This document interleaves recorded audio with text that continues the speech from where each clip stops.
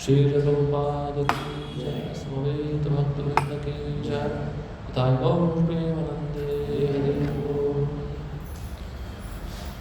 ओम ज्ञानतिमिरन्धस्य ज्ञानाञ्जनशलाकया चक्षुरुन्मिलितं येन तस्मै श्रीगुरुवे नमः।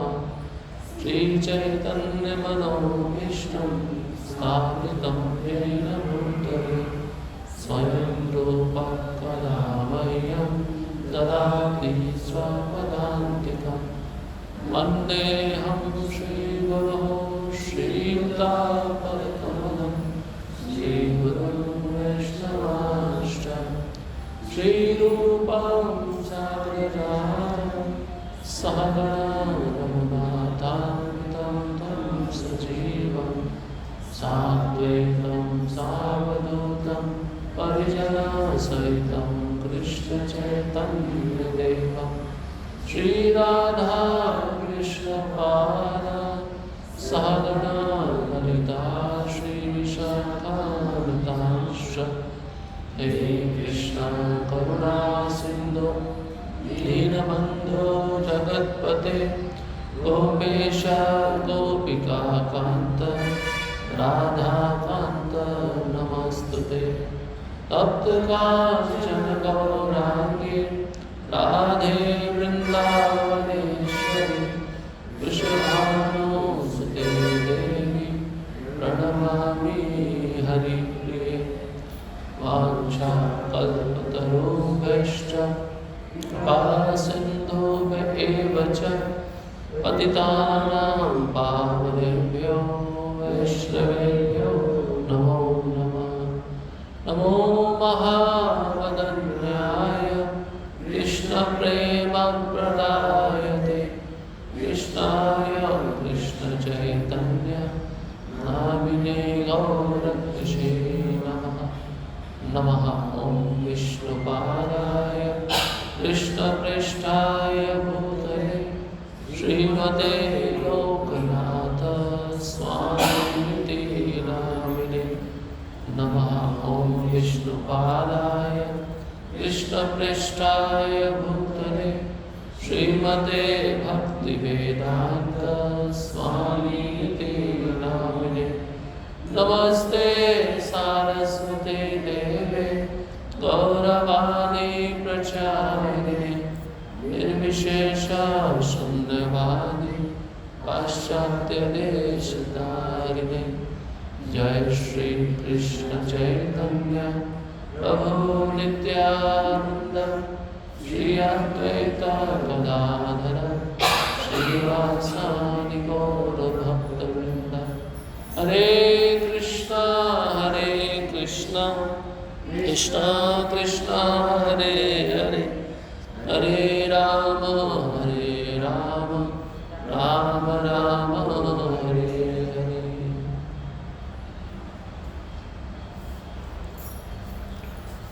हरे कृष्णा। सभी भक्तों का स्वागत है वैष्णव सदाचार के इस कक्षा में। पिछले सत्र में हम जप के विषय में चर्चा कर रहे थे जो साधना से संबंधित है। उसमें श्रील प्रभुपाद जी कहते हैं हमारी भक्ति में जो प्रगति है 99% वो जप पे टिकी हुई है।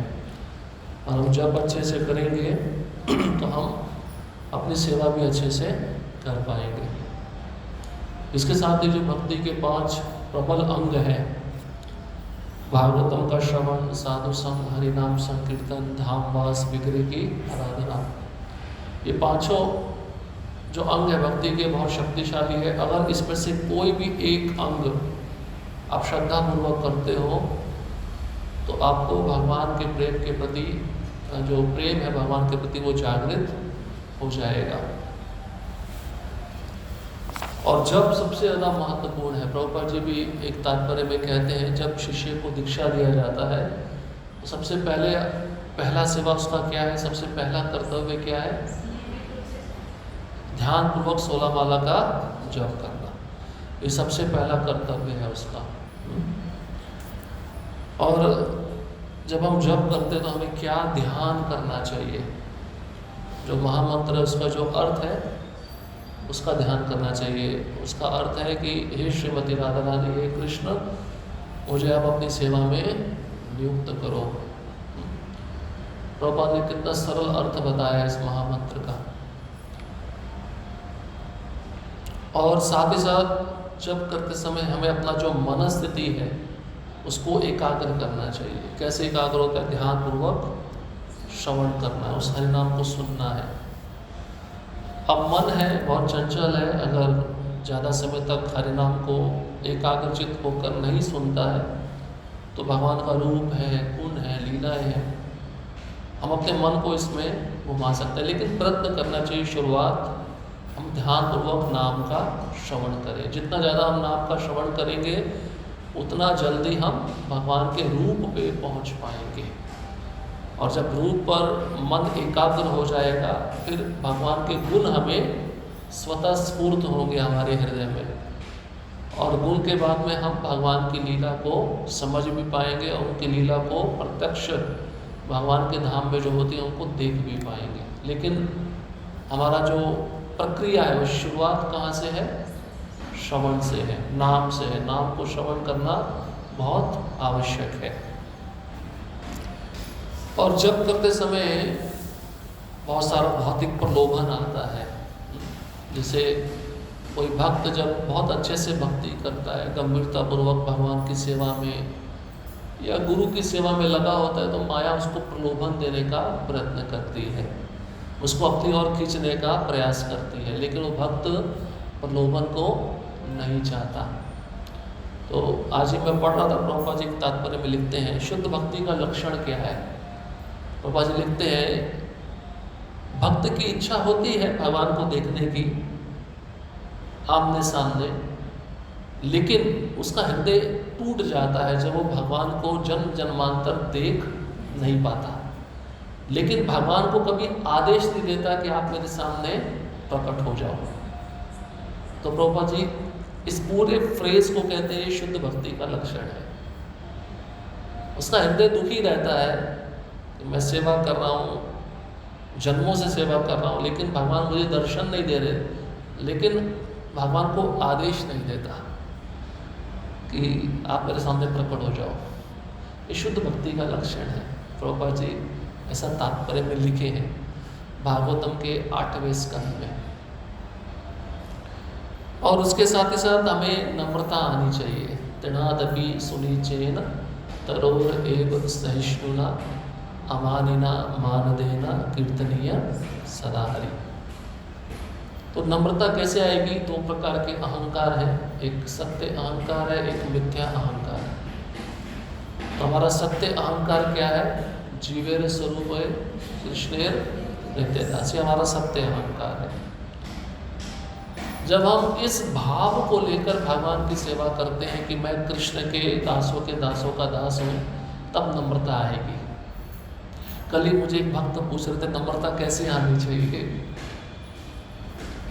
तो श्रीमद् भागवतम के 11वें स्कंद पे भगवान उद्धव जी को बोलते हैं कि अगर आप किसी रास्ते से जा रहे हो और आपको गधा दिखे तो गधे को प्रणाम करो बीच रास्ते पे,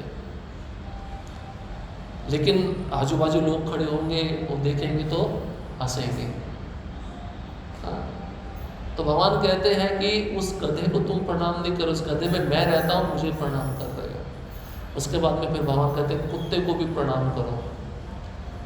जब ऐसे करते करते सारे जीवों को प्रणाम करोगे सबके सामने, सब आपका मजाक उड़ाएंगे, उपहास उड़ाएंगे, अच्छा है, इससे आपके अंदर नम्रता आएगी। भगवान ने प्रोसेस बताया उद्धव जी को नम्रता लाने का। लेकिन चैतन्य महाप्रभु कहते हैं जब हम दास समझकर सेवा करते हैं तो हमारा जो मिथ्या अहंकार है वो नष्ट हो जाता है। मिथ्या अहंकार जिसको हम अपने साथ जन्म जन्मांतर लेके चल रहे हैं, कौन सा मिथ्या अहंकार है? मैं और मेरा, बस ये 2 शब्द है। मैं मतलब ये शरीर, मेरा मतलब इस शरीर से संबंधित वस्तुएं, उसमें व्यक्ति भी आता है, स्थान भी आता है, सब कुछ आ जाता है। लेकिन सेवा दास भाव में होगी तब जप करते समय नम्रता भी आएगी। इसलिए हमें दीक्षा के समय जो नाम दिया जाता है अच्छा है, वो नाम भगवान से संबंधित है, वो दूसरों के लिए अच्छा है, क्योंकि वो आपका नाम लेते हैं तो भगवान का नाम ले रहे हैं, ठीक है। लेकिन आपके लिए अच्छा है, आप दास शब्द को याद रखो, माताएं दासी शब्द को, प्रभु जी दास शब्द को। इस भावना में रहोगे तो आपको कभी भी मिथ्या अहंकार नहीं पकड़ेगा। जहाँ ये दास भावना चली जाती है, फिर स्वामी बनने की भावना आ जाती है। इस संसार में आप लोग देखते हैं ना, हर एक वस्तु पे अपना अधिकार जमाना चाहते हैं। वो क्या भाव है? वो स्वामी भाव है। एक तरह से वो चाहते हैं कि हम भी कृष्ण हैं, हम कृष्ण नहीं है तो हम बनना चाहते हैं। लेकिन ये संभव है क्या? बिल्कुल भी नहीं है, और हो भी नहीं सकता है। आप कितने भी जन्म ले लो, सेवक कभी भी स्वामी का पद नहीं ले सकता। तो नम्रता जप करते समय अगर आ रही है तो सच में फिर हमारा जप बहुत अच्छा चल रहा है। और अगर जप कर रहे हैं, नम्रता नहीं आ रही, नम्रता का अर्थ क्या है? दूसरे के सामने झुक जाना, ये भी नम्रता है। प्रश्न वही आता है प्रणाम करने का। कोई भक्त ने मुझे प्रणाम नहीं किया तो मैं उसको प्रणाम क्यों करूं? ऐसा नहीं है, नहीं करा तो आप करो। कोई बात आ गई, उसके हृदय में जो भगवान है आप उसको प्रणाम करो, उसके शरीर को प्रणाम नहीं कर रहे। ये सीखना चाहिए, और हमारे आचार्यों ने हमको सिखाया भी है। रघुनाथ दास गोस्वामी हो गए, सनातन गोस्वामी हो गए, जगन्नाथ दास बाबा जी महाराज हो गए, इन सब ने जो संकल्प लिया है अपनी साधना को, उसको अंतिम श्वास तक पूरा किया है। उसमें जप भी आता है, प्रणाम भी आता है, और सब अध्ययन भी आता है। ये सब नम्रता से जुड़ा हुआ है। और इसके विषय में जीव गोस्वामी का एक बहुत सुंदर कथा भी है। कितने नम्र थे, उनसे कुछ गलती नहीं हुआ था, अपने गुरु का नाम रोशन करना चाहते थे, लेकिन जब गुरु ने आदेश दिया कि तुम वृंदावन में रहने के अधिकारी नहीं हो, चुपचाप चले गए। उन्होंने ऐसा नहीं कहा कि आपने जो पुस्तक लिखी थी उसमें ये वल्लभाचार्य जी दोष निकाल रहे थे, मैं तो आपका गुणगान करना चाहता था। मेरे गुरु तो कोई भी ऐसी वस्तु लिखेंगे उसमें कोई दोष हो ही नहीं सकता, क्योंकि राधा रानी उनसे लिखवाती है। मैं तो ये घोषित करना चाहता था। उन्होंने ऐसा कभी भी प्रश्न नहीं किया, और जैसे गुरु ने आदेश दिया वो चुपचाप वहाँ से चले गए।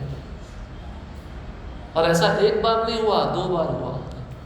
फिर सनातन गोस्वामी उनको लेके आए, रूप गोस्वामी को समझाया जीवे दया, मतलब जीव गोस्वामी पे दया करो। साथ ही साथ उनका कहने का मतलब ये था, संसार में सभी जीव हैं, उन पे भी दया होनी चाहिए प्रचार के माध्यम से। तो नम्रता भी आनी चाहिए जप में, बहुत ज़रूरी है।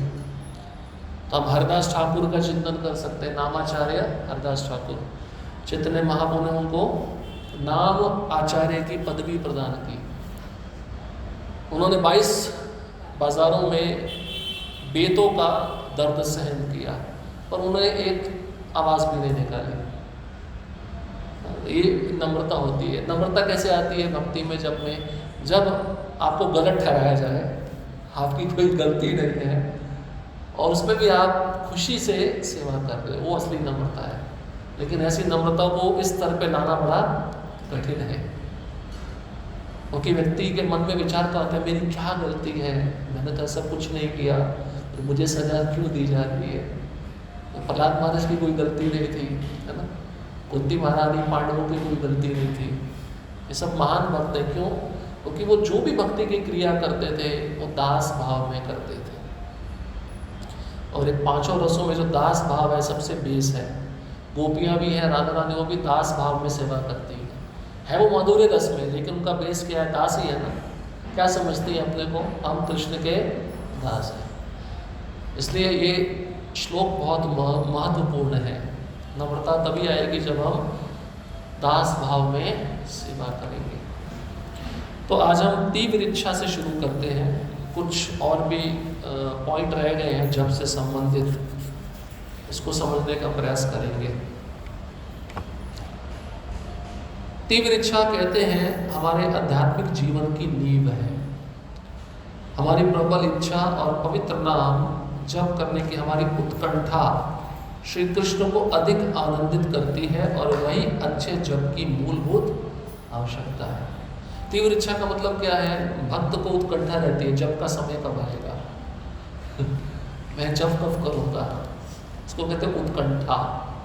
या दूसरा एक बात है, 16 माला हो गया लेकिन वो जप करता जा रहा है, ये भी उत्कंठा है कि मैं ज़्यादा से ज़्यादा जप करूँ, कभी भी मेरे जीव भगवान का नाम भूले नहीं, इसको उत्कंठा कहते हैं। जैसे अभी तो भौतिक जगत में रहते हुए हमारी कैसी उत्कंठा है, जो प्रसाद में आता है वो क्या अच्छा है ना, मन चिंतन करता ना, इसको उत्कंठा कहते हैं। लेकिन जब भक्त उत्तम स्तर पे पहुंच जाता है, उसकी उत्कंठा फिर उत्तम स्तर की होती है। फिर उस जैसे प्रभुपाद जी हैं, वो कभी भी, उनको जब भी प्रचार का मौका मिलता था, चाहे तबीयत ठीक नहीं है, उत्साही होते थे। गुरु महाराज बता रहे थे, प्रभुपाद जी चाहे कितने भी बीमार हों, जब ग्रंथ वितरण का रिपोर्ट उनके सामने आता था वो ठीक हो जाते थे। इसको उत्कंठा कहते हैं। तो भक्त कितना ललायित है भगवान की सेवा करने के लिए, उसको आनंद आ रहा है, तभी तो ललायित है ना, तभी तो उत्कंठा का भाव उसके हृदय में आ रहा है, वो प्रसन्न है। इसलिए प्रभुपाद जी कहते हैं भक्त का अर्थ है प्रसन्नता। एक ही शब्द में प्रभुपाद जी ने समझाया है। और भक्ति करके अगर हम खुश नहीं है तो फिर समस्या है। हमारी भक्ति में या भक्ति के प्रोसेस में कुछ समस्या है, उसका फिर हमें इलाज करना चाहिए, उसका कुछ सॉल्यूशन निकालना चाहिए। तो तीव्र इच्छा होनी चाहिए जप के लिए, अध्ययन के लिए, श्रवण के लिए, साधु संग के लिए। ये तीव्र इच्छा जब रहेगी तब आपका जप अच्छे से चलेगा। भक्ति बहुत अच्छी चल रही है, भक्ति के हर एक अंग में तीव्र इच्छा होनी जरूरी है। इसलिए वो जो 2 शब्द है ना, हमने पिछली बार भी चर्चा किया था, अनुदिनम आदरात। अनुदिनम मतलब रोज,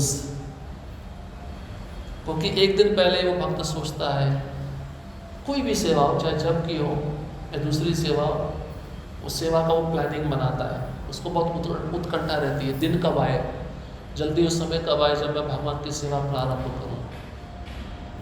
सप्ताह में एक सत्संग होता है तो भक्त सोचता है जल्दी रविवार कब आए, मैं तुरंत दौड़ के जाऊं, मन करता है सुनने का, इसको कहते हैं उत्कंठा। तो इस प्रकार की उत्कंठा भगवान की हर एक सेवा में होनी चाहिए। तब जब आपका अच्छा चल रहा है, आप जब को ध्यानपूर्वक सुन रहे हो, और ये उत्कंठा भी जब से आती है, सब प्रोसेस जब में छिपा हुआ है। जब अच्छा चल रहा है तो उत्कंठा भी आपकी बढ़ेगी भगवान के लिए। फिर उत्कंठा एक और आती है कि मैं भगवान से कब मिलूँगा, मतलब भगवान के धाम वापस कब जाऊँगा। उसको फिर मृत्यु का भी भय नहीं रहता है, और जब मृत्यु का क्षण पास में आता है तो बड़ा खुश होता है, अब मैं भगवान से मिलने जा रहा हूँ, मेरा समय आ गया। इसको कहते हैं उत्कंठा। और ये जीवन भर जब भक्त प्रयास करता है, अंत में उसको ये फल मिलता है, ये उसका फल है, भगवत धाम वापस जाकर भगवान की सेवा में पुनः लग जाना। इसको कहते हैं उत्कंठा। कभी निराश नहीं होता, कभी दुखी नहीं होता। भक्ति हमेशा उसको प्रसन्न रखती है। क्यों? क्योंकि उसकी भक्ति कृष्ण को आकर्षित करने लगती है। जब कृष्ण के प्रति आकर्षण होने लगता है उसका, तो उसकी उत्कंठा भगवान को प्राप्त करने की बढ़ती जाती है, बढ़ती जाती है। जैसे एक उदाहरण है रूप गोस्वामी। रूप गोस्वामी कहते हैं, भगवान मुझे 1000 जीवा दो, 1000 जीवा से मैं आपका नाम उच्चारण करता रहूँ। इसका मतलब क्या है? भगवान उसको 1000 जीवा ऐड करते रहेंगे? नहीं, एक ही जीवा में 1000 बार बोलने की शक्ति प्रदान कर देंगे। इसको कहते हैं उत्कंठा। पृथु महाराज भगवान से प्रार्थना क्या करते हैं? मुझे 10,000 कान दे दो, मैं आपकी कथा सुनता हूँ। इसका मतलब 2 कानों में 10,000 स्थान में कथा सुनने की शक्ति डाल दी। इसको कहते हैं उत्कंठा। वो भक्त उत्कंठा में थकता नहीं है, उसको थकान नहीं होती। ये बहुत जरूरी है। गुरु महाराज का एक वीडियो आया, आपने सुना? गुरु महाराज कहते हैं मुझे कीर्तन क्यों अच्छा लगता है? क्योंकि प्रभुपाद जी को अच्छा लगता है। महाराज पहले बोले मैं ये बात नहीं बताना चाहता, लेकिन बतानी जरूरी है। उदाहरण देके समझा रहे हैं। इसके पीछे कारण क्या है? उन्होंने स्वयं से नहीं बोला, उन्होंने अपने गुरु भाई का उदाहरण दिया। तमाल कृष्ण महाराज बुलाते थे कि प्रभुपाद आपका कीर्तन सुना। वो महाराज इसलिए कीर्तन करते हैं, अपनी इच्छा के लिए नहीं करते। वो उनको लगता है आज भी प्रभुपाद जी मेरे सामने हैं, इसलिए उनको प्रसन्न करने के लिए मैं गा रहा हूँ। और कितना घंटा हो चलता रहता है। इसको कहते हैं उत्कंठा। ऐसा नहीं कि क्यों वो दिन आ गया, क्यों सेवा मिल गई, इच्छा तो नहीं है करने की। ऐसा नहीं होना चाहिए भक्त के मन में। ये बहुत जरूरी है। जैसे हम पैसा पाने के लिए कितना उत्कंठा दिखाते हैं, कितना ओवर टाइम करते हैं, हाँ, वही उत्कंठा हमें भगवान की भक्ति में भी दिखानी चाहिए। हाँ? इसके बाद में आता है ध्यान पूर्वक श्रवण। हमारा अच्छा जप श्रवण के स्तर पर ही अवलंबित है। अतः ध्यान पूर्वक श्रवण अच्छे जप का एक प्रमुख अंग है। श्रील प्रभुपाद कहते हैं कि संपूर्ण रूप से मंत्र की ध्वनि पर अपना ध्यान केंद्रित करो। प्रत्येक नाम अलग अलग स्पष्ट उच्चारण करो और जल्दबाजी में जप समाप्त करने के लिए चिंतित ना हो। फिर से जप करते समय प्रत्येक शब्द को ध्यानपूर्वक सुनने का प्रयत्न करो। ध्यानपूर्वक श्रवण के बिना हमारा जप केवल यांत्रिक एवं रुचिहीन हो जाएगा। कितना सरल है। क्या प्रोसेस बता रहे हैं? हर एक मंत्र को स्पष्ट उच्चारण करो और ध्यानपूर्वक सुनो। दो चीजें हैं। एक एक शब्द को स्पष्ट उच्चारण करो और एक एक शब्द को ध्यानपूर्वक सुनो। ये विधि है। और अगर हम जप कर रहे हैं नहीं सुन रहे हैं तो वो केवल एक मशीन की तरह हो जाएगा, यांत्रिक। समय आता है, चलो अभी जप करने का है, बस जप करेंगे, और श्रवण के बारे में कुछ भी ध्यान नहीं है। और दूसरा है, कभी कभार भक्त जल्दी में माला को ख़त्म करना चाहते हैं, वो ठीक नहीं। जैसे बार बार माला बाहर निकाल के देखना कितनी हो गई, कितनी रह गई। अब दूसरे सेवा का प्लानिंग चल रहा है, वो ये सेवा मैं जल्दी कर लूँ तो उस पर जल्दी पहुँच जाऊँगा, ये ठीक नहीं है। इसलिए कहते हैं कि जप के समय जप होना चाहिए, ध्यानपूर्वक होना चाहिए। बाकी सेवाओं के लिए दूसरा समय है, जब वो समय आएगा तब आप उस पर ध्यान देना। लेकिन अभी जरूरी क्या है? जप है। हमें उस समय जप पे ध्यान देना चाहिए। इसलिए ये प्रयास नहीं करना चाहिए जल्दी से जप को, जल्दी से आप जप को खत्म करने का प्रयास करोगे, वो ठीक से उच्चारण नहीं होगा, वो ध्यानपूर्वक भी श्रवण नहीं होगा। श्रवण करना कितना मुश्किल है, आप अनुभव है? हम मन को एक मंत्र को सुनने में लगाते, दूसरे पे आते मन उड़ जाता है, कितना कठिन है। इसलिए तो अर्जुन प्रश्न पूछे ना, चंचलम ये मना कृष्णा परमादि बलवत दृढ़म।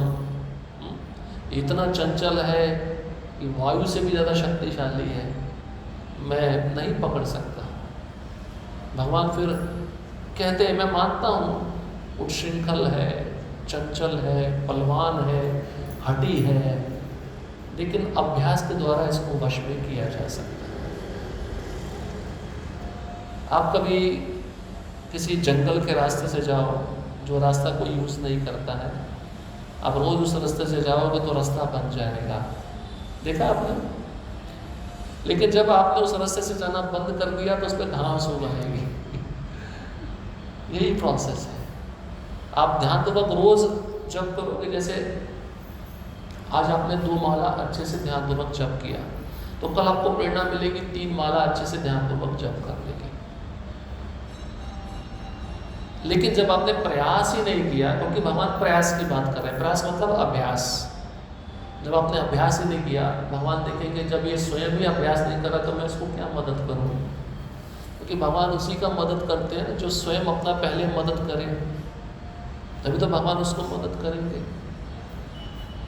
और मन को अगर ये आदत लग गई कि कौन सी आदत ना सुनने की, तो जीवन भर वही चलेगा, फिर आप उसमें परिवर्तन नहीं कर सकते, ये पक्का है। इसलिए आदत शुरुआत में ही लगानी चाहिए। क्योंकि दीक्षा लिए हुए 1 साल हो गया, 2 साल, 3 साल, 10 साल से आपने कभी मन को सुनने में नहीं लगाया, वो वैसा ही रहेगा, फिर आपको अंतिम समय में कष्ट आएगा, क्योंकि उस समय मन ही कार्य करेगा। अगर जीवा से आपका उच्चारण नहीं हो पा रहा अंतिम समय में, मन से स्मरण तो कर पाओगे। कब कर पाओगे? जब जीवन भर मन को आपने सुनने में लगाया होगा, तभी वो प्रोसेस काम आएगा, नहीं तो नहीं आने वाला। इसलिए हमें कभी भी जल्दी से माला पूरा करने का प्रयास नहीं करना चाहिए। कई भक्त कहते हैं प्रभु जी हमको 8 मिनट लगता है, ठीक है ना, कोई इशू नहीं है। हर एक का स्पीड का अपना अपना कैपेसिटी है। एवरेज 7.5 मिनट रहता है, 7 मिनट भी रहता है, लेकिन एक जगह प्रभुपाद जी कहते हैं 6 मिनट से कम हो रहा है, वो माला ठीक नहीं हो रहा। वो माला में फिर जो शब्द है वो ठीक से उच्चारण में नहीं हो रहे, उसको मिस किया जा रहा है, इसलिए वो माला जल्दी हो गया। 6 मिनट से कम में हो गया। कम से कम 1 घंटा 45 मिनट में 16 माला होना चाहिए। 2 घंटा में हो तो ठीक है। कईयों को आदत होती है ध्यानपूर्वक सुनने की, तो एक माला ज़्यादा समय लेती है, ठीक है, कोई इशू नहीं। सुनना ज़रूरी है। आप उसको अपने प्रोसेस में डालोगे, कुछ समय के बाद जो 16 माला 2.5 घंटा लग रहा है, वो 2.25 घंटा लगेगा। फिर कुछ समय बाद आपको परफेक्शन आएगा तो 2 घंटा लगेगा। लेकिन सुनना ज़रूरी है। प्रभुपाद जी इस पे ज़्यादा ध्यान दे रहे हैं। और इसके पीछे एक कारण और है, जितना आप ध्यानपूर्वक सुनोगे उतना ही हरिनाम आपके हृदय में जो कल्मश है उसको नष्ट करेगा। हमारा भक्ति में प्रगति क्यों नहीं हो पाता? क्योंकि हम जप को ध्यानपूर्वक नहीं सुन रहे हैं। हमारी आदत वैसी की वैसी बनी हुई है, क्योंकि हमने सुना नहीं हरिनाम को ध्यानपूर्वक। हरिनाम कैसे भगवान से अभिन्न है? जब वो हम श्रवण करते हैं, वो हमारे हृदय में जाता है, तो हमारे अनर्थ नष्ट होते हैं, हम शुद्ध होते हैं। इस कारण से भगवान का नाम भगवान से अभिन्न है। और यहाँ तक बताया गया है कि भगवान का नाम भगवान से भी ज़्यादा शक्तिशाली है। कलयुग में तो यही मापदंड है।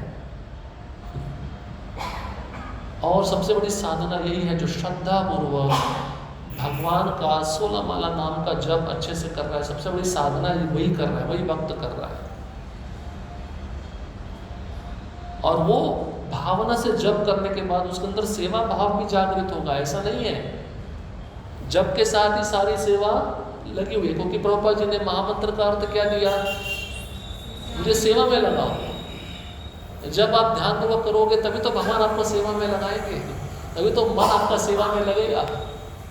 जब आपने जब भी ध्यानपूर्वक नहीं किया तो सेवा में भी मन नहीं लगेगा, सेवा भी ध्यानपूर्वक नहीं होगी। ये सब जप के साथ जुड़ा हुआ है। इसलिए कभी भी जल्दी जप करने का प्रयास नहीं करना चाहिए। प्रयास होना चाहिए ध्यानपूर्वक सुनने का, और उस महामंत्र के अर्थ का चिंतन करने का भी प्रयास होना चाहिए। इसके लिए आगे विधि बताई जाएगी, किस प्रकार से ध्यानपूर्वक श्रवण किया जाता है। अब आगे कहते हैं नाम में दृढ़ विश्वास, है ना? ये जरूरी है या नहीं है? ये बहुत जरूरी है। नाम में श्रद्धा, नाम में निष्ठा, नाम में दृढ़ विश्वास होना चाहिए। सभी को भगवान के पवित्र नाम का जप पूरी श्रद्धा से, उत्साह तथा श्री चैतन्य महाप्रभु के वचनों पर दृढ़ विश्वास रखकर करना चाहिए। जो कोई भगवान के पवित्र नामों का जप करता है, वह धीरे धीरे आध्यात्मिक नियमों के सर्वोच्च पद पर पहुंच जाता है। ये प्रभुपाद जी कह रहे हैं। अब विश्वास, श्रद्धा, निष्ठा, ये हरिनाम पे होना चाहिए, भगवान की कथा पे होना चाहिए। इसका मतलब क्या है? ये कोई काल्पनिक नहीं है। काल्पनिक समझते हैं? जैसे कई चीज़ें होती हैं जो हमें कभी सुनी नहीं है, देखी नहीं, लेकिन हम तुरंत विश्वास करते हैं, इसको कहते हैं काल्पनिक। लेकिन जो सत्य है हम उस पर विश्वास नहीं कर रहे। जैसे हरि नाम सत्य है, भगवान का धाम सत्य है, भगवान का रूप सत्य है, उस पर हमें विश्वास नहीं हो रहा है। इसका मतलब उसके अंदर श्रद्धा, विश्वास, निष्ठा नहीं है। और भक्ति का जो सोपान है, श्रद्धा से लेकर प्रेम तक, पहला सीढ़ी क्या है? श्रद्धा है, ये विश्वास है। श्रद्धा से सुनोगे तब भगवान आपको दिखना शुरू होंगे, उनका रूप दिखना शुरू होगा।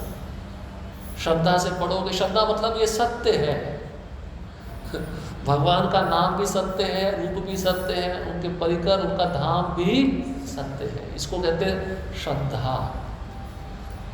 फिर श्रद्धा प्रभुपाद जी एक जगह और भी कहते हैं कि मैं सब कुछ भगवान को समर्पित कर दूं, पूरा शरणागत हो जाऊं, भगवान मेरे सब पापों को नष्ट कर देंगे। इसको भी प्रभुपाद जी ने श्रद्धा कहा है। लेकिन भगवान को शरणागति श्रद्धा के साथ होनी चाहिए। जैसे अब प्रभुपाद जी को उदाहरण देते हैं, आप जाते हो बार्बर के दुकान में, बार्बर मतलब नाई की दुकान में, तो आपको पूरी श्रद्धा है ना, मेरा गला नहीं काटेगा, है या नहीं है, तो आप उसके सामने अपना गला रख देते हो। फिर प्रभुपाद जी दूसरा उदाहरण देते हैं, आपको श्रद्धा का टिकट लिया है तो बस आपको स्टॉप पे पहुंचाएगी, है या नहीं है? ऐसा तो नहीं है कि बस वाले को आप बोलो पहले पहुंचा दो फिर टिकट लूँगा। यहाँ पे क्या, यहाँ पे यही उल्टा होता है हमारे साथ में। हम कहते नहीं, पहले हमें भगवान दिखाओ तब हम विश्वास करेंगे। जब आपका भौतिक जीवन में ऐसा विश्वास है और आध्यात्मिक जीवन में उसका उल्टा चल रहा है, कैसे भगवान दिखेंगे? इसलिए पूर्ण श्रद्धा होनी चाहिए। जिस मार्ग पे मैं हूँ वो मुझे भगवान के धाम तक पहुँचाएगा। इसमें श्रद्धा ही काम करेगी और कुछ भी चीज काम करने वाली नहीं है। भक्त भक्ति छोड़कर क्यों चले जाते हैं? श्रद्धा नहीं है। उनको ऐसा भी लगता है कि मेरा भविष्य क्या है, मेरा भविष्य सुरक्षित है या नहीं है, या भगवान मेरा संरक्षण करेंगे या नहीं करेंगे। इसमें श्रद्धा की कमी है। संसार के लोगों पे कितनी श्रद्धा है, लेकिन भगवान पे कोई श्रद्धा नहीं है। कैसी विडंबना है। जब बलि महाराज का भगवान ने सब कुछ चुरा लिया, बलि महाराज हार चुके थे, लेकिन उन्होंने एक बात को ध्यान रखा था अपने जीवन में। ये बात उन्होंने अपने दादा प्रहलाद महाराज से सुनी थी, क्योंकि भक्त के कुल में जन्मे थे। असुर का कुल था, लेकिन पीढ़ी तो प्रहलाद महाराज से आई ना, भक्त तो वहीं से आए। उन्होंने एक बात को सुना था और उसको गांठ बांध के रख लिया था कि भक्त के जीवन में भगवान की इच्छा के बिना कुछ भी नहीं होता। ये जो मैं हारा हूँ, ये भगवान की इच्छा है और इसके पीछे कोई ना कोई कारण होगा। मुझे कुछ शिक्षा देनी होगी या भगवान इससे भी श्रेष्ठ पद मुझे देना चाहते हैं, वो भक्त अच्छे से जानता है। इसलिए वो हार को भी प्रसन्नतापूर्वक स्वीकार करता है। इसमें भी श्रद्धा है। भक्त अपने भक्ति के अभ्यास में विफल भी हो जाए, वो जानता है समय आने पर मैं सफलता प्राप्त कर लूँगा, लेकिन अभी जो विफलता हो रही है उसके पीछे भगवान मुझे कुछ सिखाना चाहते हैं, वो भी श्रद्धा है। और वो छोड़ता नहीं है भक्ति को, इसी को श्रद्धा कहा गया है। संसार के लोगों पे हम कितना जल्दी विश्वास करते हैं। कोई हमारा काम कर दे, मुश्किल से मुश्किल काम कर दे, कितना हम उसके पाँव में लौटने लगते हैं, उसका स्तुति करने लगते हैं। लेकिन अल्टीमेटली उस व्यक्ति को बुद्धि किसने दिया? भगवान ने दिया। उसके बारे में हमें कभी विचार नहीं आता। आंतरिक रूप से देखा जाए भगवान ही करवा रहे हैं ना सब कुछ, इशारा तो वही कर रहे हैं, इसके पीछे कारणीभूत तो वही है। इसलिए वो श्लोक आता है ना, ईश्वरा परमः कृष्णा सच्चिदानंद विग्रह अनादिर आदिर गोविंदा सर्व कारण कारणम। इसके जो आखिरी के 3 शब्द है, सर्व कारण कारणम, ये चीज है। श्रद्धा होना बहुत ज़रूरी है। साधु पे श्रद्धा, उसके वचनों पे श्रद्धा, शास्त्र पे श्रद्धा, हरिनाम पे श्रद्धा। मेरा कल्याण करने वाली वस्तुएं यही हैं, और कोई कल्याण नहीं करेगा। श्रद्धा बहुत ज़रूरी है। मुकुंद दत्त चैतन्य लीला में आप पढ़ेंगे, भक्तों के साथ में आते तो भक्ति करने लगते थे, मायावादियों के संग में रहते थे तो मायावाद दर्शन का गुणगान करने लगते थे। एक दिन चैतन्य महाप्रभु महाप्रकाश लीला दिखा रहे थे, सभी भक्तों को बुला रहे थे, देखो तुम्हारे इष्ट मैं ही हूँ, तुम्हें जो वरदान चाहिए मांग लो। तो सबको वरदान मिल रहा था, सबको। तो भक्तों ने आके पूछा महाप्रभु को, आप मुकुंद दत्त को आशीर्वाद नहीं दोगे? मुकुंद दत्त कोने में जाके खड़े थे। भगवान ने बोला, भक्तों के साथ में आता तो भक्त बन जाता है, मायावादियों के साथ में आता तो मायावादी बन जाता है। इसको मैं 10 लाख जन्मों के बाद दर्शन दूंगा। ये जब मैसेज पहुंचा मुकुंद दत्त को, नाचने लगे। चलो मिलेगा 10 लाख जन्मों के बाद तो मिलेगा, भैया मैं लिस्ट में तो हूँ। ये श्रद्धा है, बताओ। अब आप सोचो, हम प्रभुपाद जी के आंदोलन में आ गए, अब ये बात तो पक्की है, दर्शन तो मिलेगा। अब वो आपकी भक्ति पे आधारित है, आपकी भक्ति कितनी तीव्र है। तीव्र मतलब मंगल आरती जाना है मुझे सुबह जल्दी उठना है, मुझे भक्तों के साथ में बैठ के जप करना है, मुझे भागवतम श्रवण करनी है। जितनी तीव्रता इन भक्ति में, क्रियाओं में ज़्यादा बढ़ेगी, उतना आप भगवान को देखने के ज़्यादा करीब जाते जाओगे।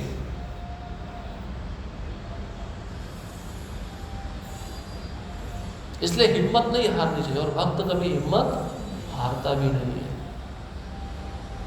वो अपनी भक्ति में लगा रहता है। भक्त को अपनी तरफ से जितना अच्छा हो सके सेवा करनी चाहिए, बाकी कृष्ण पे छोड़ देना चाहिए। ये भक्त का दायित्व है।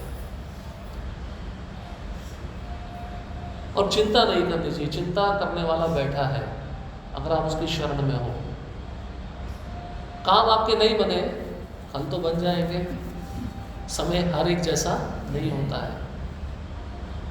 सबसे बड़ा प्रभुपाद जी कहते हैं, हमारे पास यही एक गुण है कि हम भगवान की शरण में, हम आचार्यों की शरण में, हम सेफ हैं, हम सुरक्षित हैं, हमें किसी प्रकार का भय नहीं है। संसार के लोगों को जाके देखो, उनके चेहरे पे कितना भय है, वो दिखाएंगे नहीं लेकिन है, बहुत डर है उनके मन में। इसलिए श्रद्धा ऐसी होनी चाहिए कि इस आंदोलन में मैं आया हूँ, उसको कभी भी नहीं छोड़ूंगा, चाहे कुछ भी हो जाए मेरे साथ, नहीं छोड़ूंगा। चाहे संसार के लोग मुझे इसके बारे में ऊटपटांग क्यों ना बताते रहे। आजकल एंटी इस्कॉन प्रचार भी बहुत चल रहा है चलकरण जी में। ऐसे ऐसे लोग आ गए हैं, सत्संग में ही इस्कॉन का गलत प्रचार करते हैं, अलग से ले जाकर। तो ये बताना ज़रूरी है, ऐसे लोगों की श्रद्धा खत्म हो चुकी है प्रभुपाद पर या परंपरा पर। ऐसे लोग कभी भी नहीं बढ़ पाएंगे, और किसी के पास भी जाकर दीक्षा लेंगे किसी दूसरे संप्रदाय में, वहाँ पे भी उनका हित नहीं होने वाला। इसलिए श्रद्धा इसी में है। हम इन चीज़ों को नज़रअंदाज करते हुए, प्रभुपाद के पुस्तकों में श्रद्धा रखते हुए पढ़ें और आगे बढ़ें। बस ये चीज़ें चलती रहेंगी। कोई ना कोई आकर आपको बोलेगा ये संस्था अच्छी नहीं, पैसे वाली संस्था है, इस संस्था के पास बहुत पैसा है। पैसा कितना है हम दिखा सकते हैं, इनके पास बहुत सब, इनके पास कोई चीज़ की कमी नहीं है। हाँ, कमी नहीं है, क्यों? क्योंकि कृष्ण में दे रहे हैं, और कृष्ण को पता है इसका सही ढंग से हम इस्तेमाल करेंगे। अगर नहीं करना जानते तो कृष्ण देते भी नहीं, सीधी सी बात है। पिता तो वही है ना जो पुत्र को गलत राह पे नहीं जाने देगा। आपसे ज़्यादा समझदार कृष्ण है या नहीं है, इतना तो मानते हो। तो कृष्ण को हमसे ज़्यादा पता है ना हमारे क्या अच्छा है और क्या बुरा है। तो कोई पिता अपने पुत्र को गलत रास्ते पे जाने देता है? कभी जाने नहीं देगा। इतना विश्वास रखो। अगर गलती से आपके कदम गलत रास्ते पे जाएंगे तो भगवान खींच के वापस ले आएंगे, ये पक्का है। तो इसमें प्रभुपाद जी कहते हैं नाम में दृढ़ विश्वास होना चाहिए। एक और रामायण में कथा आती है हरि नाम की। विभीषण जब अयोध्या आ गए थे, वापस लंका जाना था उनके अनुचरों को, उन्होंने एक पत्ते पे राम शब्द लिख के दिया था और एक कपड़े में बांध दिया था, बोला था इसको खोल के मत देखना, तुम खोल के देखोगे तुम असुर हो, तुम नाम पढ़ोगे तो तुम्हारी श्रद्धा निर्माण नहीं होगी, ये तुमको पहुंचा देगा, ये नाम ही पहुंचाएगा, लेकिन नाम पे श्रद्धा होगी तभी पहुंचाएगा। लेकिन बीच आधे रास्ते में समुद्र ने रास्ता बना दिया उनके लिए, लेकिन उनके मन में शंका आया कि ऐसी क्या चीज़ है जो हमको बचा रही है, समुद्र से बचा रही है, खोल के देखे तो सही। ऐसी शंका शिष्यों में भी आती है, ये क्या हरि नाम है, ये हमको भगवान तक लेके जाएगा क्या? नरोत्तम दास ठाकुर क्या कहते हैं, गोलोकेर प्रेम धन हरिनाम संकीर्तन। ये गोलोक का प्रेम धन है। संसार में तो लोग पैसों का धन जुटाने में लगे हैं, लेकिन भक्त हरिनाम का धन जुटाता है। जैसे उन्होंने कपड़े में बंधा हुआ जो पत्ता था खोला, देखा तो उस पर राम, ये राम हमको बचा रहा है, फेंक दिया और सारा जल आ गया, जल समाधि हो गई। इसलिए श्रद्धा रखना होगा नाम पे, गुरु पे। जिस गुरु का मैंने आश्रय लिया है वो मुझे भगवत धाम लेके जाएंगे। प्रवचन अच्छा नहीं करते गुरु जी, आजकल मेरे को ये भी सुनने में मिल रहा है, ये बहुत बड़ा अपराध है। हम कैसे जजमेंट करते हैं, ये भौतिक स्तर पे सब जजमेंट रहता है। हम अधिकारी कौन हो गए गुरु को जज करने के लिए? हमें तो उसके प्रवचन बहुत अच्छे लगते हैं। ठीक है, जिसके प्रवचन अच्छे लगते हैं उनके पास जाओ ना, लेकिन किसी प्रामाणिक साधु की निंदा बहुत बड़ा अपराध है। क्यों? क्योंकि भक्तों का संग नहीं है, भक्तों के संग में बैठकर भागवतम का श्रवण नहीं है। ये कारण अपराध को जन्म देता है। कर्मियों का संग ज्यादा हो रहा है तो वो अपराध ही पैदा करेगा, आगे आएगा। इस साधना में असत्संग क्या है? भौतिकतावादी लोगों का संग लेना, ये भी बचना चाहिए। तो श्रद्धा होना चाहिए नाम के ऊपर। जिसके अंदर श्रद्धा है, श्रद्धा नहीं है तो विकसित करो धीरे धीरे। जो श्रद्धावान वाले में भक्त हैं उनका संग करो, सुनने से श्रद्धा बढ़ता है। लेक्चर श्रवण करो, आपका श्रद्धा बढ़ेगा। हरिनाम पे श्रद्धा नहीं है, अजामिल की कथा पढ़ो 108 बार, आपका हरिनाम में श्रद्धा हो जाएगा। देखो आपका जप कैसे सुधर जाएगा। अजामिल की कथा है हरिनाम के ऊपर, हरिनाम से संबंधित बहुत सारे श्लोक हैं। आपको चाहिए तो मैं आपको फोटो खींच के भेज दूंगा श्लोकों की, जो हरिनाम का गुणगान करते हैं। उसको पढ़ो दिन रात, देखो आपकी श्रद्धा हो जाएगी। श्रद्धा विकसित करनी होगी। यही एक चीज़ है जो हमको भगवान के नाम लेके जा सकती है। इसके बाद में योग्य वातावरण। जब एक अच्छे वातावरण में भी होना चाहिए, जब कहाँ करना चाहिए, कहाँ नहीं करना चाहिए, इसके विषय में बताया जा रहा है। प्रत्येक व्यक्ति को अच्छे जप के अनुकूल वातावरण का चयन करना चाहिए। मुंबई जैसे शहर में ऐसे शांत स्थान का चयन करें जहाँ जप में कोई व्यवधान ना आए। उदाहरण के लिए घर की गैलरी में बैठकर जप करना और उसी समय सड़क पर हो रही भीड़ की ओर ध्यान देना अच्छे जप का चिन्ह नहीं है। ऐसे हम भक्त को भी यहाँ पे बोलते हैं हॉल में ही जप करो, इस हॉल के बाहर मत जाओ। अब भक्त नींद का बहाना देके यहाँ पे भी चल के जप कर सकता है, लेकिन बाहर जब जाता है उसको एक पंछी दिखाई देता है, फिर एक तोता दिखाई देता है, फिर एक कौवा दिखाई देता है, ऐसे ध्यान भटकने लगता है। एक भरत महाराज के साथ में ऐसा ही हुआ था ना। आप अगर भागवतम पढ़ेंगे, भाव के स्तर पे थे भरत महाराज। क्या क्या छोड़ के आए थे? सुंदर पत्नी, बच्चे। देवता ईर्ष्या करते थे उनके राज्य से। 1 करोड़ साल तक राज्य किया उन्होंने, 1 करोड़ साल। ऐसा व्यक्ति जो सब कुछ छोड़ के आ रहा है कृष्ण के लिए। साधना बहुत अच्छी होती थी, गायत्री मंत्र का जप करते थे, भाव भक्ति के स्तर पे थे, भाव भक्ति के सारे लक्षण प्रकट हो गए, लेकिन एक गलती हुई, वो हिरण के बच्चे को साथ में रखने लगे।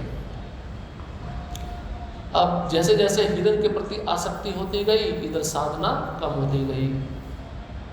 अब ध्यान लगाने बैठते थे तो ध्यान में हिरण दिखने लगा, भगवान तो नहीं दिखने लगे।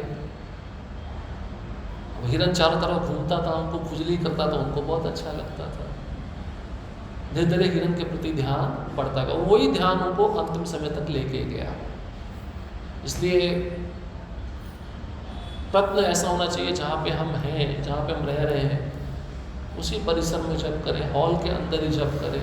जैसे यहाँ पे उदाहरण बताया है, घर में है तो घर में एक जगह चुनो, वहीं पे बैठ के जप करो, तुलसी महारानी को साथ में रखो। ऐसा नहीं कि दरवाज़ा खुला है, सड़क पे लोग जा रहे हैं, आ रहे हैं, आप उनको देख रहे हो, फिर वो ध्यानपूर्वक जप नहीं है, वो नाम अपराध है। क्योंकि एक तरफ आप जप कर रहे हो और ध्यान से नहीं सुन रहे हो, उससे बचना चाहिए। या तो कोई ऐसा स्थान का चयन होना चाहिए जहाँ पे शांति हो। जैसे वृंदावन में हम जाते हैं, प्रभुपाद जी का क्वार्टर है, प्रभुपाद जी का रूम है, तो शांति रहती है, वहाँ पे बैठ के भक्त बहुत सारे आकर जप करते हैं। पीछे तुलसी महारानी है प्रभुपाद जी के क्वार्टर के पीछे, यहाँ पे प्रभुपाद जी स्वयं बैठते थे, वहाँ पे भक्त बैठ के जप करते हैं। ऐसा हमें अच्छा स्थान, शांत वातावरण वाला स्थान चयन करना चाहिए। कई भक्तों को कार्यालय में अपनी नौकरी पर जाने के लिए यात्रा करनी पड़ती है, सुनिए ध्यान से। हाँ, लंबा समय लगता है ऑफिस तक जाने के लिए। कोई लोकल ट्रेन से जाता है, कोई बस से जाता है। इस दौरान वे जप कर सकते हैं, ठीक है, जप कर सकते हैं, लेकिन सुनिए ध्यान से, वो अतिरिक्त जप होना चाहिए। 16 माला सुबह ही करना है, ध्यानपूर्वक करना है, अतिरिक्त हो सकता है, चलेगा, लेकिन आप उसको 16 माला में गिन रहे हो, फिर वो जप नहीं है। क्यों? क्योंकि ध्यानपूर्वक नहीं हो रहा। कई भक्त होते हैं ना, वो ड्राइविंग करते हैं, माला हाथ में रहती है, जप करते हैं, वो भी ठीक नहीं है। काउंटर पे आप जप कर सकते हैं, लेकिन आप ड्राइविंग में तो आप सामने ही ध्यान दोगे ना, हरिनाम पे कहाँ से ध्यान आएगा। हाँ, विमान में बैठे हो और पता चले क्रैश होने वाला है, और फिर तो जब तीव्र हो जाएगा, फिर तो आपको हरिनाम ही बचा सकता है, फिर और कोई नहीं बचा पाएगा। परंतु इस जप को अतिरिक्त जप समझकर करना चाहिए, मतलब 16 माला से आगे का जप, तथा निर्धारित 16 माला जप की नियमित संख्या में उसकी गणना नहीं करनी चाहिए, क्योंकि इस जप का स्तर अच्छा नहीं होता। सही है, आप अगर ड्राइविंग करते समय जप कर रहे हो, लोकल ट्रेन में बैठे हो या बस में बैठे हो, ठीक है, मैं जप कर लेता हूँ, तो 16 माला से आगे का जप होना चाहिए, उसको 16 माला में नहीं गिनना चाहिए, क्योंकि वो जप का स्तर, वो जप का क्वालिटी अच्छा नहीं होगा। क्योंकि खिड़की खुली है, खिड़की के बाहर क्या चल रहा है ना, ट्रेन में भी बैठे हैं तो क्या चल रहा है, ये सब चीज़ें वहाँ पे होती हैं। इसको ध्यानपूर्वक जप नहीं कहा गया।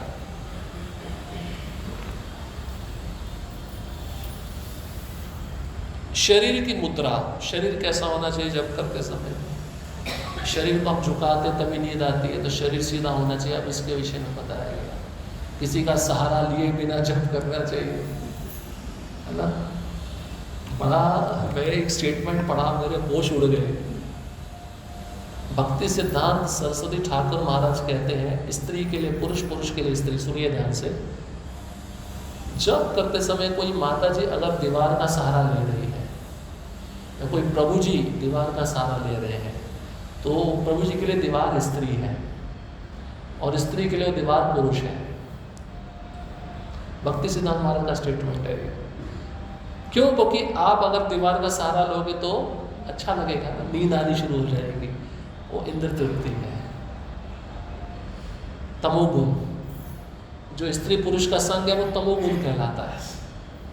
वहाँ पे वो कहना चाह रहे हैं इससे बचो, वो दीवार की तुलना इससे कर रहे हैं।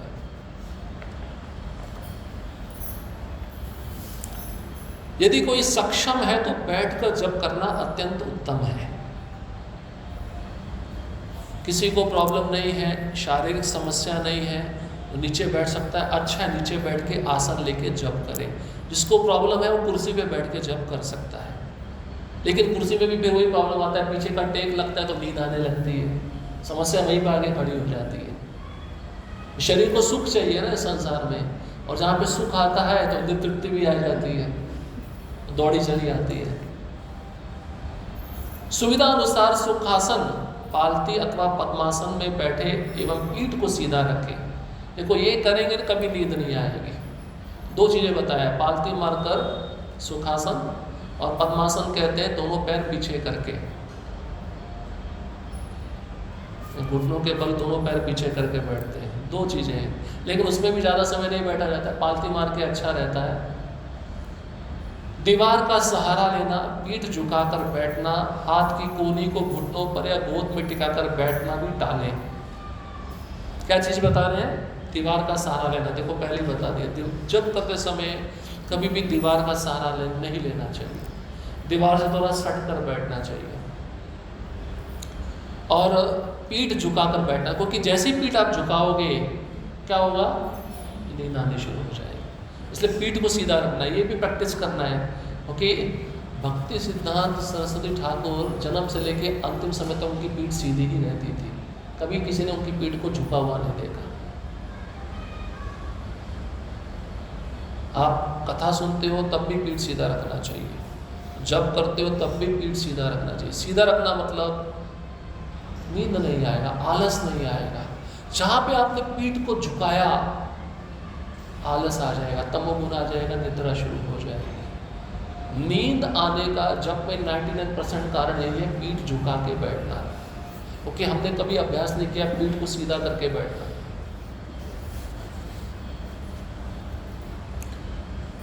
और हाथ की कोहनी को घुटनों पर या गोद में टिकाकर बैठना भी टालें। जो कोहनी होती है हाथ की, ये भी टालना चाहिए, क्योंकि वह स्थिति नींद को तुरंत निमंत्रण देती है। सबसे खराब स्थिति है कुर्सी पर पैर फैलाकर बैठना। कुर्सी पे बैठो, पैर दोनों जुड़े हुए होने चाहिए, ऐसा नहीं कि एक पैर इधर एक पैर इधर, और पैर ऐसे फैला दिए तो क्या होगा? अब देखो यहाँ पे एक पोस्चर दिया हुआ है, आप पैर फैलाओगे आपकी पीठ ऐसी हो जाएगी कुर्सी पे, फिर नींद जल्दी आएगी। कुर्सी पर बैठकर दोनों जगह पे पैर नहीं फैलाना चाहिए। अथवा बिस्तर पर अस्त व्यस्त बैठना, जो कि नींद को तुरंत आमंत्रित करती है। अभी बिस्तर क्या है? तमोगुण है ना, वहीं पे आप सोते हो, अब वहीं पे बैठ के जब करोगे तो नींद पक्का आएगी। अब मैं आपको एक कारण बताता हूँ, पीछे सोफा है ना, बहुत सुंदर है, मैं कभी बैठा नहीं इसके ऊपर, कभी नहीं बैठा जब से वो इधर रखा गया, क्योंकि मैं देखता हूँ इस पर आगे कहीं सोते हैं। और जो भी वहाँ पे जब करता है, मैं आपको प्रमाण दे सकता हूँ, आप बैठ जाना वहाँ पे, दो माला भी छोड़ दो, 3-4 महामंत्र के बाद ऐसे हुए। आज ही सुबह मैंने देखा। क्यों? क्योंकि तमोगुणी जगह पे बैठोगे तो तमोगुण ही आएगा, आपका शरीर दूषित हो जाएगा, कपड़े दूषित हो जाएंगे। इसलिए पुजारी को उस स्थान पे नहीं बैठना चाहिए। इसलिए हम क्या करते हैं, जब सुबह उठते हैं चटाई हटाते हैं तो पहले झाड़ू लगा के पोछा लगाना चाहिए। प्रसाद भी जहाँ पे लेते हैं वहाँ पे भी झाड़ू लगा के उसी समय पोछा लगाना चाहिए। सब तमोगुण स्थान हो जाता है। कई भक्त नहीं करना चाहिए, बिस्तर पे बैठ के गायत्री करते हैं, नहीं, ये भी गलत है। कुर्सी पे बैठ के करो या आसन लेके नीचे करो, ये अच्छा है। लेकिन जहाँ पे आप सोते हो, आपका बिस्तर है, उस पर जप भी नहीं करना चाहिए, गायत्री भी नहीं करना चाहिए। बहुत सारे भक्तों को पता नहीं है, वो जो जगह जहाँ मिलती है बैठ जाते हैं, स्थान दोष माना गया है। यदि किसी को अधिक नींद आ रही है तथा मन विशेष रूप से अशांत हो रहा है तो खड़े रहकर तथा चलते हुए जप करना किसी भी समय ठीक है, अच्छा है ना। देखो, बैठ के जप करना सत्वगुण, चल के जप करना रजोगुण, और बैठे हुए जप करते समय नींद आ रहा है तो तमोगुण। तमोगुण से रजोगुण में आना अच्छा है ना।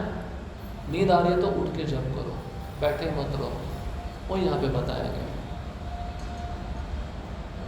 कि मन भी अशांत रहता है, रजोगुण में अशांत रहता है, सत्वगुण में शांत रहेगा। सार स्वरूप शरीर तो स्वस्थ है, परंतु मन चंचल तथा यदा कदा निष्क्रिय है। तो मन अगर कभी कभार हरिनाम में नहीं लगता तो उसके कारण भी नींद आने लगती है। इसके बहुत सारे कारण हो सकते हैं।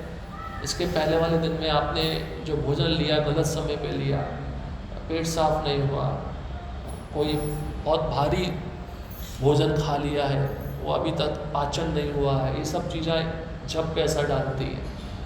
इसलिए ये पहले प्रक्रिया करना चाहिए। ये जो हमारी संस्था में है, सूर्यास्त से पहले खाना क्यों है कि जब को अच्छा बनाने के लिए है। रात में अगर आप खा लोगे, सो जाओगे, ठीक से पाचन क्रिया नहीं होगी, उसके कारण आपके जप पे असर होगा और जप करते समय निश्चित नींद आएगा।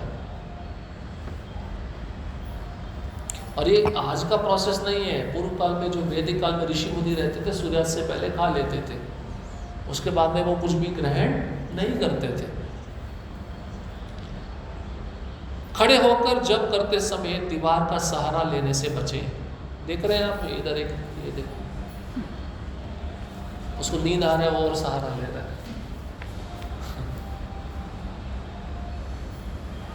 एक भक्त को तो मैंने देखा, उसको नींद आ रहा था जप में, उसने जप माला लिया था हाथ में, प्रणाम किया, वो प्रणाम करते ही सो गया। तो मैंने बोला कि क्या हो गया, कई बार डर लगता है ना, काफ़ी समय हो गया, उठा नहीं, उसको जाके ऐसे गिराया, जान है इसमें, प्राण है। इतना तमोगुण होता है, बता आपको शरीर में इतना तमो। एक बार तो मैं देखा, एक भक्त मेरे साथ में सेवा करता था, आरडे की बात है, वो अभिषेक करता, अभिषेक करते करते सो जाता था। मैं भगवान सामने बैठे, पानी डाल कर सो गया, बोला अभिषेक की आवाज़ नहीं आ रही, जाके देखा तो सोया है। ऐसी स्थिति है, देखो आप, कितना अनर्थ भरा हुआ है। भगवान की सेवा करते समय भी सतर्क नहीं है भक्त, इतना तमोगुण है अंदर। इसलिए सहारा नहीं लेना चाहिए दीवार का खड़े होकर जप करते समय। कदाचित उससे भी नींद आ सकती है। बद्ध अवस्था में मन हमें श्री कृष्ण के मधुर नाम से वंचित करने वाले कार्यों में फंसाने के लिए नाना प्रकार की युक्ति ढूंढता रहता है। तो मन बद्ध है, उसका स्वभाव ही है कुछ ऐसी युक्तियां ढूंढना जिससे इसका मन जप में ना लगे। इसलिए वो बोलता है बाहर चल, इसलिए वो बोलता है बैठ जा, नींद आ रही है, बैठा ही रहे। कोई आके भक्त बोलेगा प्रभु जी उठ के जब, नहीं मुझे नींद नहीं आ रही, अहंकार ऊपर से बोलने लगता है, मेरा कोई गलती ही नहीं है। तो मन ये सब चीजें बाध्य करने पर उसको मजबूर कर देता है।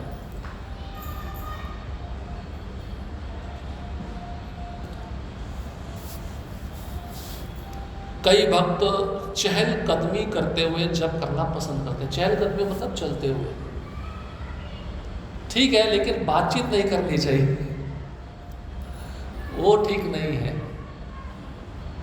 यद्यपि आचार्यों ने इसे मान्यता दी है, फिर भी यहाँ वहाँ ना देखते हुए, देखिए इसके लिए भी प्रोसेस बताया है।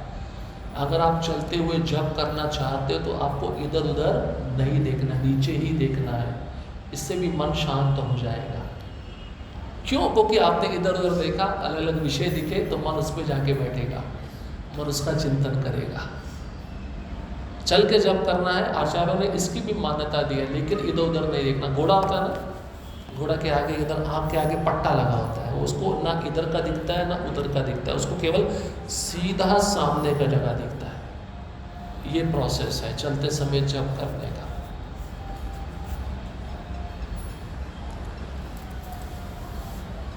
यद्यपि आचार्यों ने इसे मान्यता दी है, फिर भी यहाँ वहाँ ना देखते हुए सावधानी पूर्वक रहना चाहिए तथा किसी भी कारण अपना ध्यान विचलित नहीं होने देना चाहिए। एक महत्वपूर्ण बात यह है कि सभी को अपना मस्तक थोड़ा सा नीचे झुकाकर चलने से मन केंद्रित करने में सहायता मिलती है। ठीक है ना, सही बात बोली गई है। मन नीचे, सिर झुका के नीचे चलोगे तो इधर बिल बोर्ड में क्या लिखा है, इधर कौन सा व्यक्ति जा रहा है, क्या क्रियाएं हो रही हैं, ये देखने का मौका नहीं मिलेगा। इसलिए सावधानी पूर्वक हमें चलते हुए अगर जप करना तो इधर उधर नहीं देखना चाहिए, सिर झुका के आगे चलते हुए जप करना चाहिए।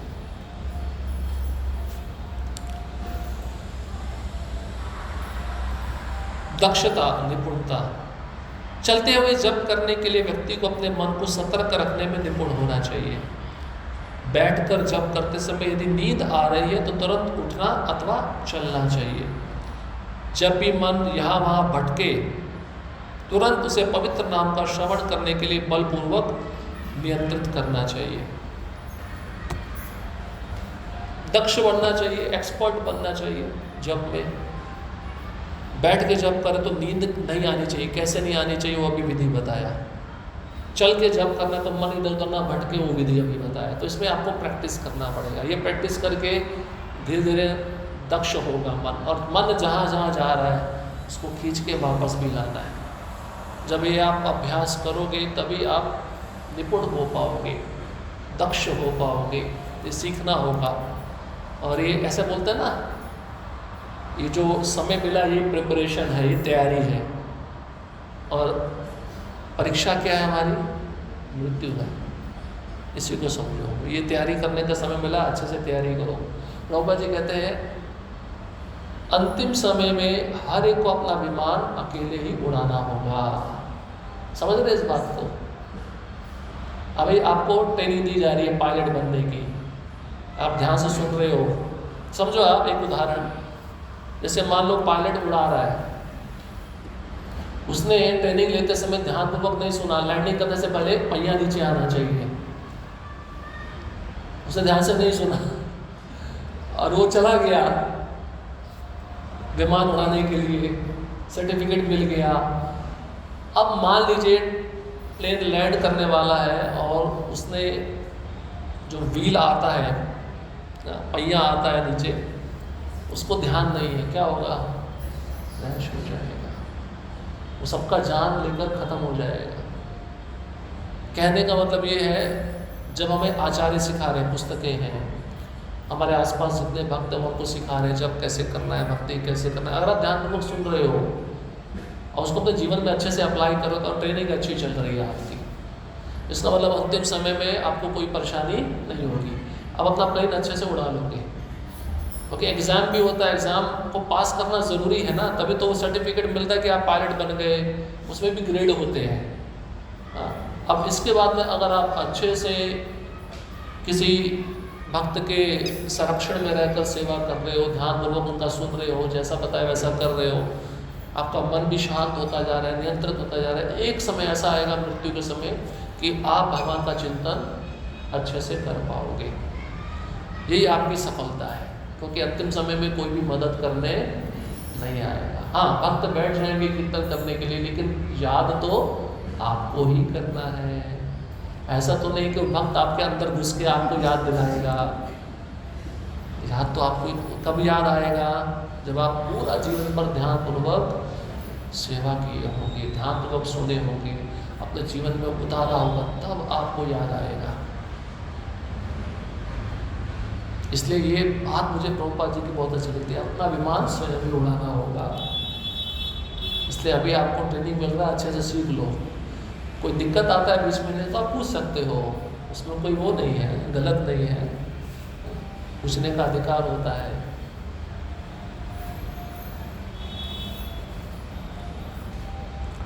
जब कोई शर्त नहीं है, कभी कभी समय के मोह में जब शीघ्रता से किया जाता है जिससे 16 माला जल्दी से पूरी हो जाए। समय का मोह क्या होता है, चलो क्या करूं, कम समय में जल्दी माला कर लूं और जो समय बच जाएगा उसमें वो सेवा कर लूं, ये भी हो जाए वो भी हो जाए। इसको कहते हैं समय का मोह। जब को मान्यता प्रदान नहीं की जा रही। भक्ति के प्रतिकूल होने के कारण इस मानसिकता से बचें। स्पष्ट व ध्यानपूर्वक जप पर सदा बल देना चाहिए। जप एक व्यक्तिगत कार्य है, इसलिए प्रत्येक भक्त को अन्यों की नकल ना करते हुए स्वयं के जप में लगने वाले समय को निर्धारित करना चाहिए। उदाहरणार्थ कुछ भक्तों के लिए 1.5 घंटे पर्याप्त हैं, किंतु कुछ के लिए 2 घंटे भी कम है। महामंत्र के शब्दों को बीच बीच में छोड़ते हुए कभी भी जप ना करें, जबकि अच्छे स्तर के बारे में कभी भी कोई समझौता ना हो। अभी आप बोलेंगे प्रभु जी अभी आपने कहा कि 16 माला जप 1 घंटा 45 मिनट में होना चाहिए, यहाँ पे तो 1.5 घंटा लिखा है, लेकिन वो 1.5 घंटा किसके लिए है? वो शुद्ध भक्त के लिए, हमारे लिए नहीं है। आपको पता है हरदास ठाकुर कैसे जप करते थे? 192 माला कैसे जप करते थे पता है आपको? 3 तरीके से जप करते थे 192 माला, मन में बोल के और ऊंचा उच्चारण करके। अब मन में जो जप होता है ना शुद्ध भक्त का, वो कम से कम 1 माला को 3 मिनट लगेगा, इतना फास्ट होता है। शुद्ध भक्त का बता रहा हूँ मैं, अपना तुलना उनसे नहीं कर सकते। हमें जितना समय लगता है उतना ही समय हमें लेकर ध्यानपूर्वक सुनने पर बल देना चाहिए। कहना ये प्रभुपाद जी कहना ये चाहते हैं, क्यों? क्योंकि अभी हम उस स्टेज पे नहीं है। जब हम धीरे धीरे महामंत्र को सुनते जाएंगे, हमारा हृदय शुद्ध होता जाएगा, तो शायद भगवान की कृपा से, आचार्यों की कृपा से आने वाले 30-35 साल में हम भी वो स्तर प्राप्त कर लें। समझ रहे हैं आप बात को? परफेक्ट समय 2 घंटा ही है, उसको लेकर चलना चाहिए, ध्यानपूर्वक सुनना चाहिए। ये जो कम समय में जब कब आता है? जब वो भक्त पूर्ण सिद्धि को प्राप्त कर चुका होता है, उत्तम अधिकारी होता है। परम पूज्य जयपताका महाराज हैं, हमने ऐसा सुना है, महाराज एक श्वास में 10 बार महामंत्र बोल देते हैं, एक श्वास में। अभी महाराज भक्ति सार्वभौम की तैयारी कर रहे हैं, परीक्षा देना शुरू कर दिया महाराज ने। भागवतम कम से कम 50 बार पढ़े हैं, पहले स्कंद से लेकर 12वें स्कंद तक। चैतन्य चरितामृत 20-25 बार पढ़े हैं, पढ़ते रहते हैं। ये सब चीज़ें हैं शुद्ध भक्त में। तो उनके लिए कोई बड़ी बात नहीं है, उनका 1 माला 5 मिनट में हो जाए, 4.5 मिनट में हो जाए, भगवान उसको स्वीकार करेंगे। पता है क्यों? वो जो जप होता है ना उनका, वो पूरा होता है, लेकिन स्पीड इतना होता है आप पकड़ नहीं पाओगे, लेकिन वो बोल भी रहे हैं और सुन भी रहे हैं, ये शक्ति उनको प्राप्त होती है।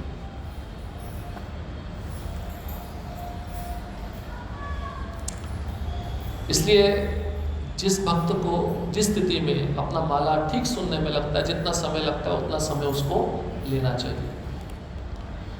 और हमेशा याद रखिए, कभी भी जल्दी जप करने का प्रयास मत करिए। समय लीजिए, उस माला को पूरा होने में समय लीजिए, ध्यानपूर्वक सुनिए, और जब माला पूरा हो जाए तो उसको एकदम छिटक के रखना भी नहीं चाहिए, उसको प्रेम पूर्वक रखना चाहिए। हमारा सबसे बड़ा धन है। धन को कहाँ रखते हैं? तिजोरी में ताला लगा के। उसकी कितनी चाबियाँ होती है। ये तो भक्त का सबसे बड़ा धन है। अभी एक भक्त था, अभी भी दीक्षा हुआ, माला ही में भूल गए। इससे पता चलता है हम कितने गंभीर हैं। तो फोन आया, बाबू जी माला रूम में रख लो, पर माला छूट गया। मैंने बोला शुरुआत में ये हाल है, आगे क्या होगा? ध्यानपूर्वक रखना चाहिए, ये सबसे बड़ा प्राण है। सब कुछ चला जाए पर ये नहीं जाना चाहिए। अब सदैव चर्चा करें। क्या चर्चा करें? जब महत्वपूर्ण है, अतः भक्तों को सदा इस विषय पर चर्चा करनी चाहिए। इसके महत्व को परिलक्षित विषय करना व एक दूसरे की अनुभूति अथवा अनुभव में सम्मिलित होना चाहिए। हाँ, जब के विषय में भक्त बैठे और चर्चा करें, आपका जब कैसा हुआ, जब के विषय में आप क्या कहना चाहते हैं, हरिनाम का गुणगान कैसे किया जाए, हरिनाम का क्या महत्व है, इस पर चर्चा होनी चाहिए भक्तों के समूह में। भक्त जब बैठे आपस में यही चर्चा होनी चाहिए। कृष्ण कहते हैं ना गीता में, मच्चित्ता मदगत प्राणा बोधयंता परस्परम, ये चीज़ यहाँ पे है। भक्त बैठे तो हरिनाम के बारे में चर्चा करें, जप के बारे में चर्चा करें और अपना अनुभव बताएं। जब मैंने जप किया तो मेरा क्या अनुभव हुआ, मेरे हृदय में जो अनर्थ थे वो कितने नष्ट हो गए, या जप करने में मुझे आनंद आ रहा है या नहीं आ रहा है, जप करते समय क्या परेशानी हो रही, वो क्यों कहा जा रहा है। जब समूह में आप बैठोगे तो कोई किसी का प्रॉब्लम कोई दूसरा सॉल्यूशन बता सकता है, किसी भी समस्या का हल है या नहीं है। अगर आपको उस समस्या का हल अपने आप नहीं मिल रहा है तो आपको दूसरे के पास जाना चाहिए ना। वही भक्तों का समूह है, उन्हीं भक्तों के समूह में जाकर हमें ये इन विषयों पर चर्चा करनी चाहिए, ये ज़रूरी है। और भक्त का विषय भी यही होना चाहिए। भक्तों के संग में जप सर्वोत्तम जप है। देखिए, अगर आप भाग्यशाली हैं, मंदिर में आके जप कर रहे हैं तो सबसे श्रेष्ठ जप है। ये तो घर में बैठ के तुलसी महारानी के साथ में जप करिए। अब गुरु महाराज आपको संग दे रहे हैं जूम के द्वारा, उस पर बैठ के जप करिए। टेक्नोलॉजी का कितना अच्छे से उपयोग किया जा रहा है। और खाली गुरु महाराज नहीं है, कितने सारे भक्त होते हैं सर, वो संग ही है। गुरु महाराज चाहते हैं कि मेरा संग सबको मिले, उन सबका संग मुझे मिले, इसलिए सब शुरू किया गया है। यद्यपि जब एक व्यक्तिगत कार्य है, फिर भी ये सलाह दी जाती है कि हमें भक्तों के संग में जप करना चाहिए। जब हम अकेले जप करते हैं उस समय थोड़ा असावधान अथवा सुस्त होने की संभावना रहती है, परंतु भक्तों के संग में हम सदैव किसी की देख रेख में रहते हैं तथा कोई ना कोई हमारे दुर्लक्षित होने की ओर ध्यान रखे होता है। जिस समय भक्त एक साथ जप करते हैं उस समय एक शक्तिशाली दिव्य ध्वनि कंपन होता है। ऐसे अद्भुत वातावरण में जप करना आनंदपूर्ण होता है। क्या कारण बताया है भक्तों के संग में जप करना चाहिए? ध्यान रहता है, लेकिन इतना भी ध्यान नहीं रखना है कि उस पर ध्यान जा रहा है, अपना ध्यान भूल गए। भगा भगा आते झोंकते हैं। जब आपकी सोने की बारी आएगी फिर क्या होगा? ये अधिकारियों का काम है, वो देखें और प्रेम से उनको समझाएं, क्योंकि अपनी गलती हमें जल्दी पता नहीं चलती और दूसरा बताएगा तब भी पता नहीं चलती। अहंकार इतना खतरनाक होता है। एक बार तो क्या हुआ, एक भक्त था, नाम ले लूँगा, जब करते सो जाता था, जैसे जब शुरू किया सो गया। उसको बताया मुझे आप सो, मैं सो नहीं रहा। बोला फोटो खींच के दिखाओ, वीडियो बनाओ। वीडियो बना के दे तब भी उसको विश्वास नहीं, वो नहीं मान रहा है। बोलो क्या करोगे? ये चीज होती है। अहंकार भी भक्ति में बहुत ज़्यादा बढ़ जाता है, वो किसी का बात सुनने को तैयार नहीं होता। इसे सुनना चाहिए। अगर अभी नहीं सुनोगे तो फिर कभी भी नहीं सुनोगे। आपको अनेक जन्मों तक बताता रहेगा तब भी आप नहीं सुनोगे। ये एक समय है सुनने का। अभी नहीं सुना तो कभी भी नहीं सुना, क्योंकि अहंकार उसको सुनने नहीं देगा। वो बोलेगा दुर्लक्षित कर, इसकी तरफ ध्यान मत दे, तो अपना सोता रहे। इसलिए अब ये भी बताते भरत महाराज को गिर गए अपने भक्ति से, क्योंकि साथ में कोई भी नहीं था। कम से कम कोई होता, प्रभु जी आप गलत कर रहे हो, ठीक नहीं है। इसलिए प्रचार करते समय भी 2 जने जाने चाहिए, एक रूम में 2 जने सोने चाहिए, ये ज़रूरी है। अकेला दे दोगे तो क्या कर रहा है किसी को क्या पता चला, बाद में बम विस्फोट हो गया, समस्या खड़ी हो गई। इसलिए किसी भी भक्ति के स्तर पे आ जाओ, अकेले नहीं रहना चाहिए। कहने का मतलब ये है एक ना एक भक्त तो साथ में होना ही चाहिए, क्योंकि मन पे कभी भी विश्वास नहीं करना चाहिए। ये मन कब धोखा देगा आपको भी पता नहीं चलेगा। भागवत में एक उदाहरण देते हैं, जब शिकारी अपना शिकार जाल में पकड़ के ले जाता तो शिकारी की नज़र शिकार पे रहती है, ये जाल से भी ना निकल जाए। ये भागवत में उदाहरण दिया है। उसी प्रकार से योगी मतलब भक्त, उसको अपने मन और इंद्रियों पे विश्वास नहीं होता, इसलिए वो ध्यान रखता है, उस पर कड़ी नज़र रखता है, क्योंकि ये मन कब भटक जाएगा कुछ भी पता नहीं है। भटका नहीं भटका है, और इसी मन ने हमको गलत दिशा दिखा दी है। इसलिए बताया गया है संग में रहोगे तो सुरक्षित रहोगे। जहाँ पे संग में नहीं रहे, अकेले रहे तो माया जल्दी पकड़ेगी। इसलिए प्रभुपाद जी ने संग बनाया है। संग बनाने का उद्देश्य क्या है? भक्त आपस में आकर भगवान के विषय में चर्चा करें, सेवा करें और अपने को सुरक्षित महसूस करें। ये जरूरी है। दूसरा भक्त क्या कर रहा है नजर रहती है ना, इसलिए कोई ना कोई हमारे ऊपर देखने वाला अधिकारी चाहिए, तभी हम सुरक्षित रह पाएंगे। अब जिसको स्वतंत्र रहना है उसके विषय में क्या कहा जाए। खाली कृष्ण ही स्वतंत्र है, कृष्ण भी स्वतंत्र नहीं है। मैं गलत हो गया, कृष्ण अपने भक्तों के वश में रहते हैं। बताइए, अब इतना बड़ा मालिक अपने को भक्तों के वश में रखता है, फिर और किसी के बारे में क्या कहा जाए। वो वश में रखना प्रेम के कारण है, ऐसे नहीं है। आप समझो इस बात को। गोपियाँ कहती नाच तो नाचता है, यशोदा माई कहती बंद जाता है, नंद बाबा कहते खड़ाऊ ले आओ, ले आता है। वो प्रेम के कारण, भगवान का इन भक्तों के साथ विशेष प्रेम है, इसलिए बंधे हुए हैं।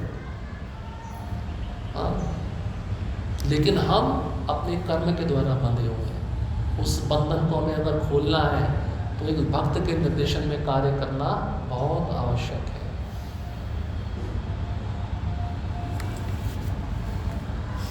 इसलिए जब जब संभव हो तब तब भक्तों को मंदिर के प्रातःकालीन जप में उपस्थित रहना चाहिए। बहुत अच्छा समय होता है और उस समय में आपका जप भी अच्छा होगा, ब्रह्म मुहूर्त रहता है, आपका जप भी पूरा हो जाएगा, जिन पर आपको टेंशन नहीं रहेगा।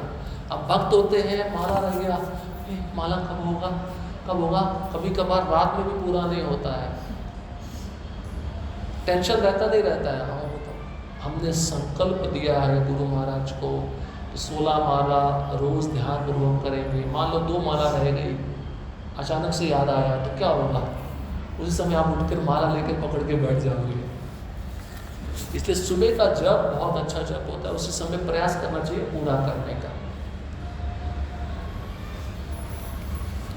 घर में जप करने वाले भक्तों को जितने दिन संभव हो उतने दिन बारी बारी से एक दूसरे के घर एकत्रित होकर एक साथ जप करना चाहिए। देखिए, या तो आप एक स्थान फिक्स करो, वहाँ पे आके एक साथ जप करो, ठीक है, जो घर में रहने वाले भक्त हैं। अगर आपको एक स्थान नहीं मिल रहा है तो फिर एक एक घर चयन कर लो। आज इस घर में सब भक्त आएंगे, जप करेंगे, 2 दिन के बाद उस घर में जाएंगे, वहाँ पे मिलके जप करेंगे। ऐसा प्लानिंग करना चाहिए, क्योंकि भक्त जब एक साथ मिलकर जप करेंगे उसका ध्वनि कंपन पैदा होता है। ध्वनि कंपन समझते हैं, शुद्ध वातावरण, पॉजिटिव वाइब्रेशन निर्माण होता है, वहाँ पे किसी प्रकार की नेगेटिव एनर्जी प्रवेश नहीं करेगी।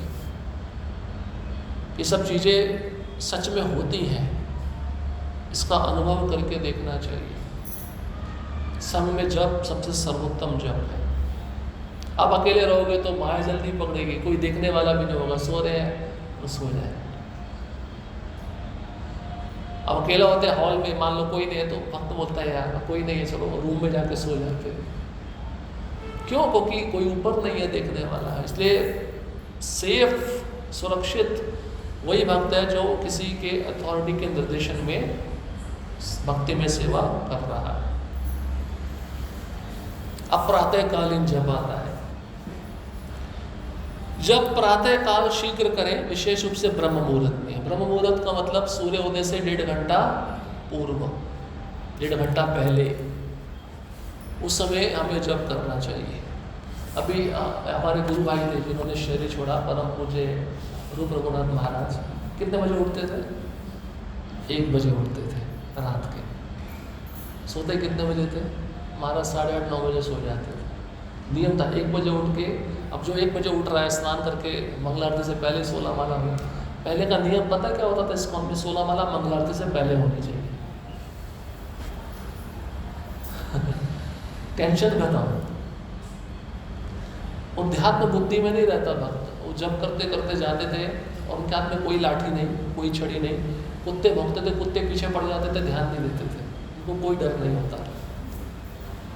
ऐसा भक्त देहात्म बुद्धि से पूरा मुक्त हो जाता है। देखिए आप, इसलिए ब्रह्म मुहूर्त में जप होना चाहिए। जब अगर ब्रह्म मुहूर्त में नहीं हो पा रहा है सेवा के कारण, दिन में कर सकते हैं। वही बात आ जाएगी, आपको कुछ समय फिक्स करना होगा। उस समय में जाकर जब करना, कोई फ़ोन नहीं उठाना, कुछ देखना नहीं, वो चीज़ करनी होगी। फिर बड़ा मुश्किल होता है, क्योंकि जैसे जैसे समय बीतता है रजोगुण बढ़ता जाता है, फिर मन भी अशांत रहेगा, मन केंद्रित नहीं हो पाएगा हरि नाम पे। इसलिए जब ब्रह्म मुहूर्त में ही सबसे श्रेष्ठ जप होता है, उसमें जितना माला हो सके अच्छा है।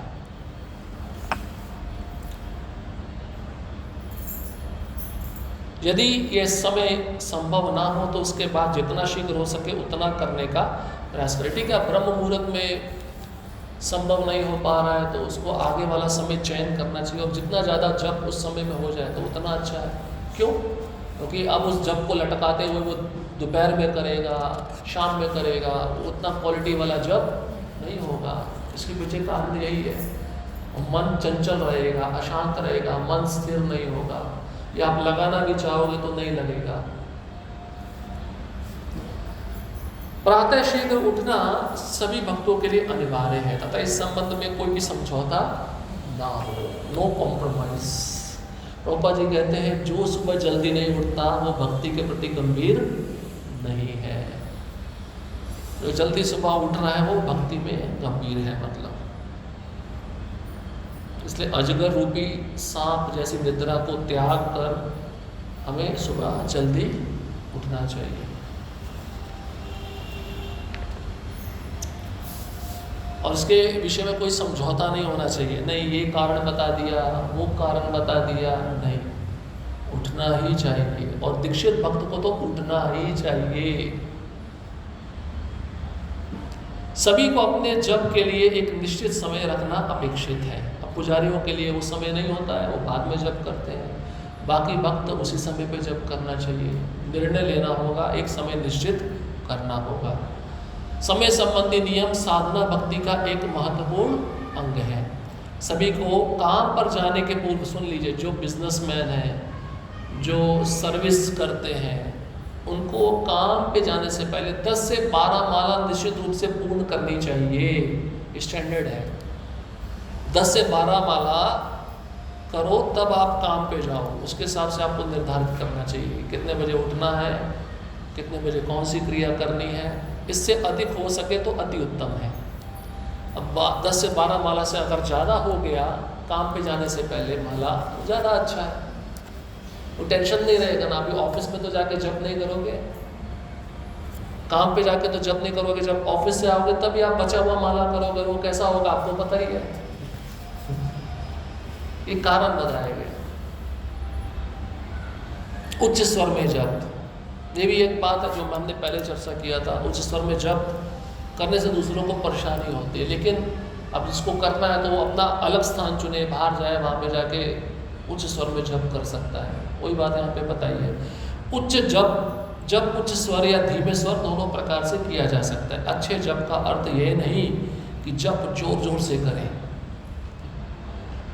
हम कितने ऊंचे स्वर में मंत्र का उच्चारण कर रहे हैं उससे महत्वपूर्ण है कि हम कितने ध्यानपूर्वक श्रवण कर रहे हैं। देखिए, ये महत्वपूर्ण है कि कितना ऊंचा उच्चारण कर रहे हो, महत्वपूर्ण यह है कि आप उस महामंत्र को कितना श्रवण कर रहे हो, सुन रहे हो।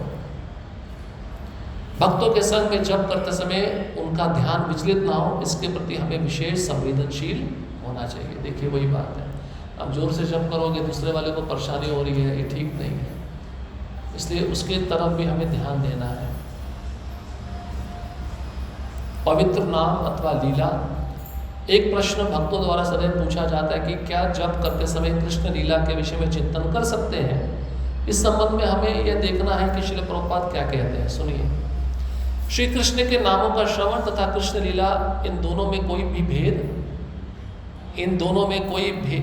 भेद है, परंतु यदि पहले श्रवण की प्रक्रिया हो तो बाद में कृष्ण लीला रूप और गुण इत्यादि अपने आप प्रकट हो जाते हैं। जैसे शुरुआत में मैंने अभी बताया था आपको, सुनना ज़्यादा महत्वपूर्ण है नाम को, उसी से रूप गुण लीला प्रकट होगा। अच्छा है, भेद है, लेकिन सुनो ज़्यादा ध्यानपूर्वक। उस हरि नाम को ज़्यादा ध्यानपूर्वक सुनोगे तो फिर आप रूप पे आओगे, फिर गुण पे आओगे, फिर लीला में आओगे। तो ध्यानपूर्वक सुनने से अपने आप बाकी के 3 गुण प्रकट होते हैं। एक अन्य स्थान पर श्रील प्रभुपाद कहते हैं, सामान्य रूप से पद्धति ऐसी है कि केवल नाम का उच्चारण व श्रवण करे, परंतु यदि श्री कृष्ण की लीला स्वतः ही मन में आती है तो वह अति उत्तम है। कृत्रिम रूप से उनका स्मरण करना ठीक नहीं है। अगर नाम लेने से श्रवण करेंगे तो ज़्यादा अच्छा है, लेकिन श्रवण के बजाय अगर अपने आप ही आपके मन में भगवान की लीला स्फूर्त हो रही है, आ रही है, तो अच्छा है। लेकिन आर्टिफिशियली दिखावे के रूप में उसको नहीं करना चाहिए, ऐसा प्रभुपाद जी कह रहे हैं एक दूसरी जगह पे।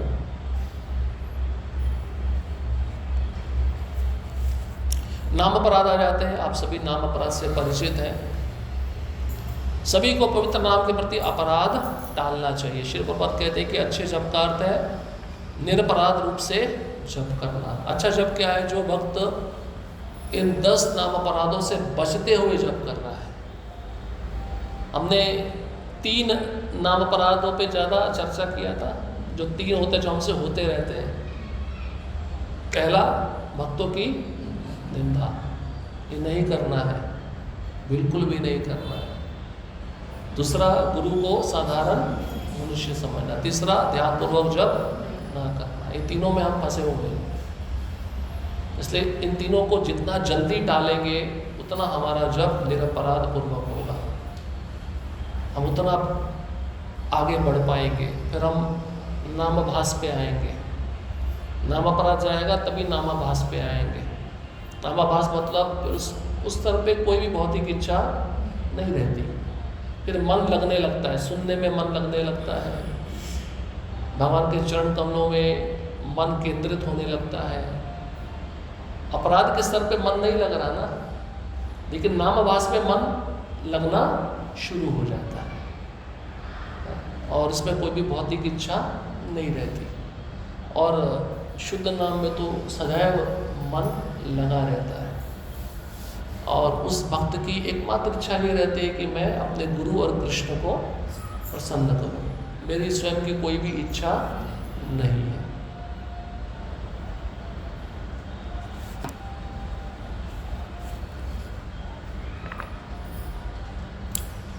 हरे कृष्ण महामंत्र का गायन करने के पहले किसी को भी पंचतत्व मंत्र का उच्चारण भूलना नहीं चाहिए। यदि चाहे तो गुरु प्रणाम मंत्र का उच्चारण भी किया जा सकता है। क्यों पंचतत्व मंत्र क्यों जप करना चाहिए हरे कृष्ण महामंत्र से पहले? हाँ, जो अपराध है वो कम होंगे, लेकिन कब कम होंगे? जब ध्यान पूर्वक पंचतत्व मंत्र का भी जप किया जाए। ऐसा नहीं अब पंचतत्व मंत्र का जप कर दिया है, अपराध खत्म हो गए, मन नहीं लग रहा तो भी चलेगा, ऐसा नहीं है। आपको मन भी लगाना पड़ेगा ध्यानपूर्वक सुनने में और पंचतत्व मंत्र भी बोलना होगा, नहीं तो गुरु महाराज का प्रणाम मंत्र भी बोलना होगा। वैसे कई भक्त होते हैं जो 16 माला से पहले प्रणाम मंत्र बोलते हैं और नियम है बोलना चाहिए, और कई भक्त ऐसे भी होते हैं हर एक माला खत्म होती है उसके बाद भी गुरु का प्रणाम मंत्र बोलते हैं, भी ठीक है, कोई इशू नहीं। लेकिन वो नाम किससे मिला है? किससे मिला है? गुरु से मिला है, तो गुरु को नहीं भूल सकते ना, इसलिए उनका प्रणाम मंत्र भी ज़रूरी है, वो बोलना चाहिए, क्योंकि वो हमको मदद करेंगे। भगवान के नाम जप में अपराध को दूर करने में गुरु मदद करते हैं, सहायता करते हैं, लेकिन उसके लिए हमें भी अपनी तरफ से गंभीर होना चाहिए। नियम आप जानते हैं, सभी को 4 नियमों का कठोरता से पालन करना चाहिए। मांस सेवन वर्ज्य है, इसमें मछली, अंडे, प्याज, लहसुन तथा कुकुरमुत्ता भी आते हैं। कुकुरमुत्ता क्या है? मशरूम, ये तमोगुनी आहार है, इसको नहीं खाना चाहिए। कई लोग इसका सब्जी बना के खाते हैं, बारिश में उगता है, इस समय उगता है मशरूम, तमोगुण है, पूरा तमोगुण, इसको नहीं खाना चाहिए। इसमें मसूर का दाल भी आ जाता है, जिन चीज़ों में प्रोटीन ज़्यादा है वो भी आ जाता है, ये भी ध्यान रखिए। नशापान तथा उत्तेजक पदार्थों यथा शराब, चाय, कॉफ़ी, पान, तंबाकू, सुपारी, पान मसाला इत्यादि का सेवन भी वर्जित है। सब लिखना पड़ा क्योंकि अभी आधुनिक समय में प्रगति हो रही है ना सबकी। तीसरा, अवैध स्त्री पुरुष संग व्यभिचार वर्ज्य है। अन्य स्त्री अथवा पुरुष संग वर्ज्य, प्रजनन के अतिरिक्त विवाह के अंतर्गत संग भी वर्ज्य है। देखिए ये इसको समझिए, आप समझिए क्या लिखा है ब्रैकेट में, प्रजनन के अतिरिक्त विवाह के अंतर्गत संग भी वर्ज्य है। मतलब जब पुत्र प्राप्त करना हो, संतान प्राप्त करना हो, तभी संग करना चाहिए विवाह के अंदर। अगर पुत्र प्राप्त नहीं करना है, संग कर रहे, वो भी इल्लीगल है। इल्लीगल मतलब 4 नियमों का भंग ही है। आप उसको प्रॉपर्टी नहीं समझ सकते, मैं जब चाहूँ तो संग करूँ। ये इसको 4 नियमों का भंग माना गया एक नियम। अगर वो माता जी का इच्छा नहीं है, उसका प्रभु जी जबरदस्ती कर रहा है, वो भी रेप कहलाया गया है शास्त्र के अनुसार। और सहमति होनी चाहिए संतान उत्पत्ति करने के लिए। वो कौन सी संतान आप सभी जानते हैं, कृष्ण भावनामृत संतान। अन्यथा वैदिक काल में पुरुष बाहर रहते थे, स्त्रियां बच्चों के साथ अंदर रहती थी, ये नियम था, एक साथ नहीं रह सकते। अभी क्या है स्कूल कॉलेज में, को-एड मतलब दोनों को मिला दो, लड़का लड़की एक साथ पढ़ते हैं, सब वहाँ से समस्या शुरू होती है। कलयुग क्यों इतना प्रचंड वेग दिखा रहा है, ये सब चीज़ें आपको भी पता होगा, शायद मैंने पहले भी बात किया। त्रिपुरा में एक यूनिवर्सिटी है, 800 बच्चे HIV पॉजिटिव है, 800 बच्चे, उसमें से 150 बच्चे मर चुके हैं। HIV पॉजिटिव कैसे होते हैं अभी मुझे बताने का कोई आवश्यकता नहीं है, आप समझदार हो। एड्स जिसको कहते हैं एक्वायर्ड एम्यूनो डेफिशिएंसी सिंड्रोम, इस बीमारी का नाम है, इसका कोई इलाज नहीं। और चौथा है जुआ, वर्जय, सट्टा, लॉटरी, मटका इत्यादि। यहाँ पे शेयर मार्केट भी लिखना चाहिए था, शेयर मार्केट लिखना भूल गए इधर। भक्तों को निम्नलिखित बातें टालनी चाहिए। कौन सी बात? व्यवसायिक सिनेमा देखना। व्यवसायिक पिक्चर हो गया, कोई सीरियल हो गया, ये भी सिनेमा में ही आता है, ये टालना चाहिए। खाली थिएटर में जाके नहीं, मोबाइल में भी, ये समझ लो थिएटर आपके जेब में बैठा है। दूसरा, दूरदर्शन भक्ति रहित वीडियो देखना। दूरदर्शन, हम जब छोटे थे ये एक चैनल आता था, नाम अच्छा, दूरदर्शन, गुरु महाराज ने इसकी व्याख्या की है बहुत अच्छा। ये एक चैनल चलता था, अभी भी चलता है, लेकिन ऐसी चीज़ें जो भक्ति से संबंधित नहीं है। जैसे अभी हमारे मंदिर है, वहाँ पे ड्रामा करते हैं, उसका वीडियो निकालते तो आप देख सकते हो। और ऐसा ड्रामा देखो जो भक्त कर रहे हो। ये जो आते ना ड्रामे राधा कृष्ण के ऊपर, ये गलत दिखा रहे हैं, सब शास्त्र से कुछ भी संबंधित नहीं है, ये गलत प्रकार से प्रचार कर रहे हैं हमारे सनातन धर्म का। राधा रानी को इसके साथ दिखा दिया, कृष्ण को उसके साथ दिखा दिया, कुछ इनको पता नहीं है शास्त्र में क्या दिया हो। एक सीरियल आता था, मैं नाम भूल गया, राधा कृष्ण राधा क्या है ना, उसमें सब उटपटांग चीज़ें दिखाई गई। इसलिए प्रभुपाद जी कहते हैं ड्रामा वही देखो जो भक्तों ने किया। वो इसके पीछे कारण क्या है? भक्त जब करेंगे तो भाव से करेंगे ना, उसमें तन्मयता होकर करेंगे, तो उससे देखने से आपका मन भी प्रसन्न रहेगा और भक्ति भी बढ़ेगी। लेकिन ये जो कर्मी लोग करते हैं, ये तो पैसा लेके करते हैं ना, इनके पीछे तो अपनी इंद्र तृप्ति है। और ऐसे कर्मी लोगों का ड्रामा देखना, सीरियल देखना, पिक्चर देखना, अगर धर्म के ऊपर भी आधारित हो तो नहीं देखना चाहिए। इसलिए इसको टालना चाहिए। बहुत सारे भक्त बोलते हैं देखो जी देखना चाहिए, इसमें कोई गलत नहीं है। नहीं, ये गलत है। उपन्यास पढ़ना तथा अन्य भक्तिरहित लेख पढ़ना, नॉवल है, कोई कहानी है जिसका भक्ति से कोई संबंध नहीं है, ऐसे लेख पढ़ना जिनका भक्ति के साथ कोई संबंध नहीं है, टालना चाहिए।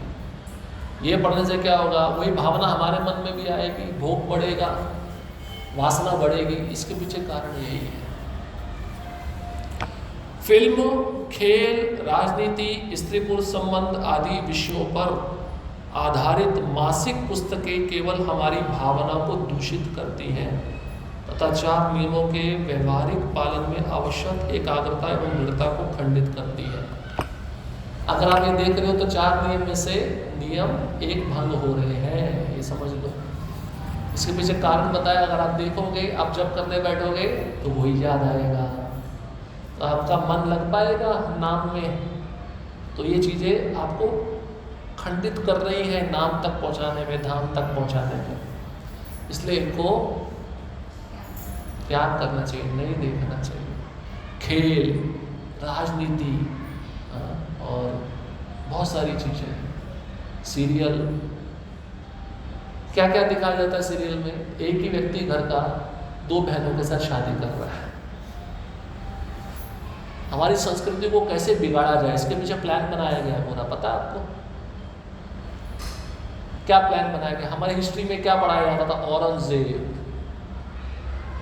अकबर, अभी महाराणा प्रताप, शिवाजी महाराज के बारे में कुछ नहीं पढ़ाया। इनको पता है इनकी संस्कृति इतनी रिच है कि अगर इनको अगर फूट डालना तो उनकी संस्कृति को खत्म करो।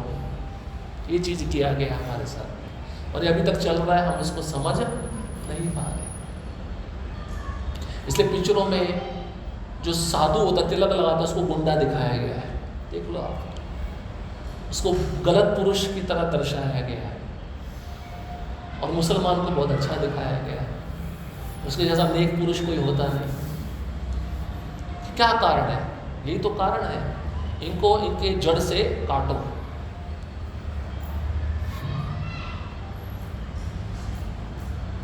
इसलिए ये चीजें नहीं देखनी चाहिए। अपना हरे कृष्ण टेलीविजन है ना, उसको देखो, वो भी बना दिया आपके लिए। 24 घंटा उसमें कीर्तन चलता है, प्रवचन चलता है, या कोई आपको भोग बनाने की विधि सिखाते हैं कि भगवान के लिए ये भोग बना के अर्पण करना चाहिए, वो देखो।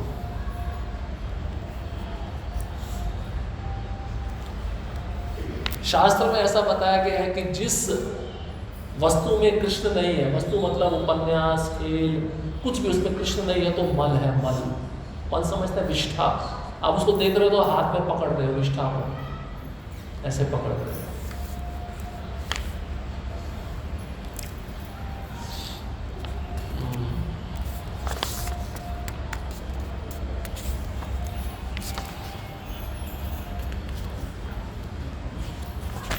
सत्संग करते हैं, उसके बाद में समाप्त करेंगे। सभी को नियमित रूप से भक्तों का संग करना आवश्यक है। नियमित शब्द का अर्थ है जितना अधिक हो सके उतना अधिक। अपनी परिस्थिति के अनुसार प्रत्येक को यथासंभव संग करना चाहिए। देखो, सबको भक्तों का संग करना जरूरी है। नियमित मतलब जितना ज़्यादा हो सके उतना ज़्यादा करो। लेकिन अगर आपके पास समय नहीं है, अपनी सुविधा के अनुसार आप ऐसा प्लान बना के चलो, हफ्ते में मैं 4 घंटा भक्तों का संग करूँगा मंदिर में आके, संडे को 2 घंटा, अतिरिक्त 2 घंटा, किसी को ज़्यादा समय तो 6 घंटा। अब तक प्लानिंग बनाकर संग करना भक्तों के साथ बहुत ज़रूरी है। अगर आप संग नहीं करोगे, ज़्यादा समय अकेले रहोगे तो क्या परिणाम होगा? माया आपको क्या करेगी? आपकी भक्ति में, क्रिया में बाधा उत्पन्न करेगी। इसलिए संग करना जरूरी है। इसलिए हफ्ते में कुछ दिन चयन करके आना चाहिए मंदिर, सेवा करनी चाहिए, श्रवण करना चाहिए, ये जरूरी है। जैसे जैसे कोई प्रामाणिक भक्तों का संग करता है, वैसे वैसे वे कृष्ण भावना में शीघ्रता से प्रगति करता जाता है। ये तो स्वाभाविक है ना। आप किसी अच्छे भक्त का संग कर रहे हो जो गंभीर है, जो अपना समय व्यर्थ नहीं गवा रहा, जो सदैव सेवा में लगा है, उसका संग करने से आपकी भी प्रगति होगी या नहीं होगी? निश्चित होगी। और फिर आगे कहा गया है, भक्तों का केवल शारीरिक रूप से एकत्र होना सत्संग नहीं है, अपितु सत्संग का वास्तविक महत्व यह है कि उन्होंने एकत्रित होकर क्या किया। संकीर्तन, कृष्ण कथा तथा सेवा सत्संग का मूल आधार है। अब एक साथ आ गए, लेकिन चर्चा चल रही है पॉलिटिक्स पे, चर्चा चल रही है खेल जगत पे, इसको सत्संग नहीं कहा गया। भक्तों के संग में आकर हमें कृष्ण कथा, कृष्ण कीर्तन, तो सेवा, 3 चीजें हैं। इन 3 चीजों को सत्संग कहा गया है। इसलिए अगर मान लो कोई भक्त आपके सामने आया और कृष्ण को छोड़कर कुछ और चर्चा कर रहा, तो आप उसको हाथ जोड़ दो, और वो सुनाना देता जबरदस्ती, आप वहाँ से चले जाओ। एक उपाय है। आप भावना में आकर, अरे मैंने इसका नहीं सुना तो अपराध हो जाएगा, कोई भक्तों को ऐसा डर लगता है। भक्ति के क्या अनुकूल है क्या प्रतिकूल है ये तो हमें जानना पड़ेगा ना। कोई ऐसा विषय जो भक्ति से संबंधित नहीं आप सुन रहे हो तो उससे क्या होगा, आपकी भक्ति नहीं बढ़ेगी, भक्ति और अंदर चली जाएगी। इसलिए साथ में आना मतलब सत्संग, सत्संग मतलब कृष्ण कथा, कृष्ण संकीर्तन और कृष्ण की सेवा। ये तीन चीज़ें महत्वपूर्ण, और तीन चीज़ें जहाँ पे नहीं हो रही वो सत्संग नहीं है। चाहे दिखावे में तिलक लगाया है, कंठी माला पहना है, धोती कुर्ता पहना है, वो सत्संग नहीं है, वो असत्संग है। और आजकल ये हमारी संस्था में चल रहा है, इसलिए सावधान रहो।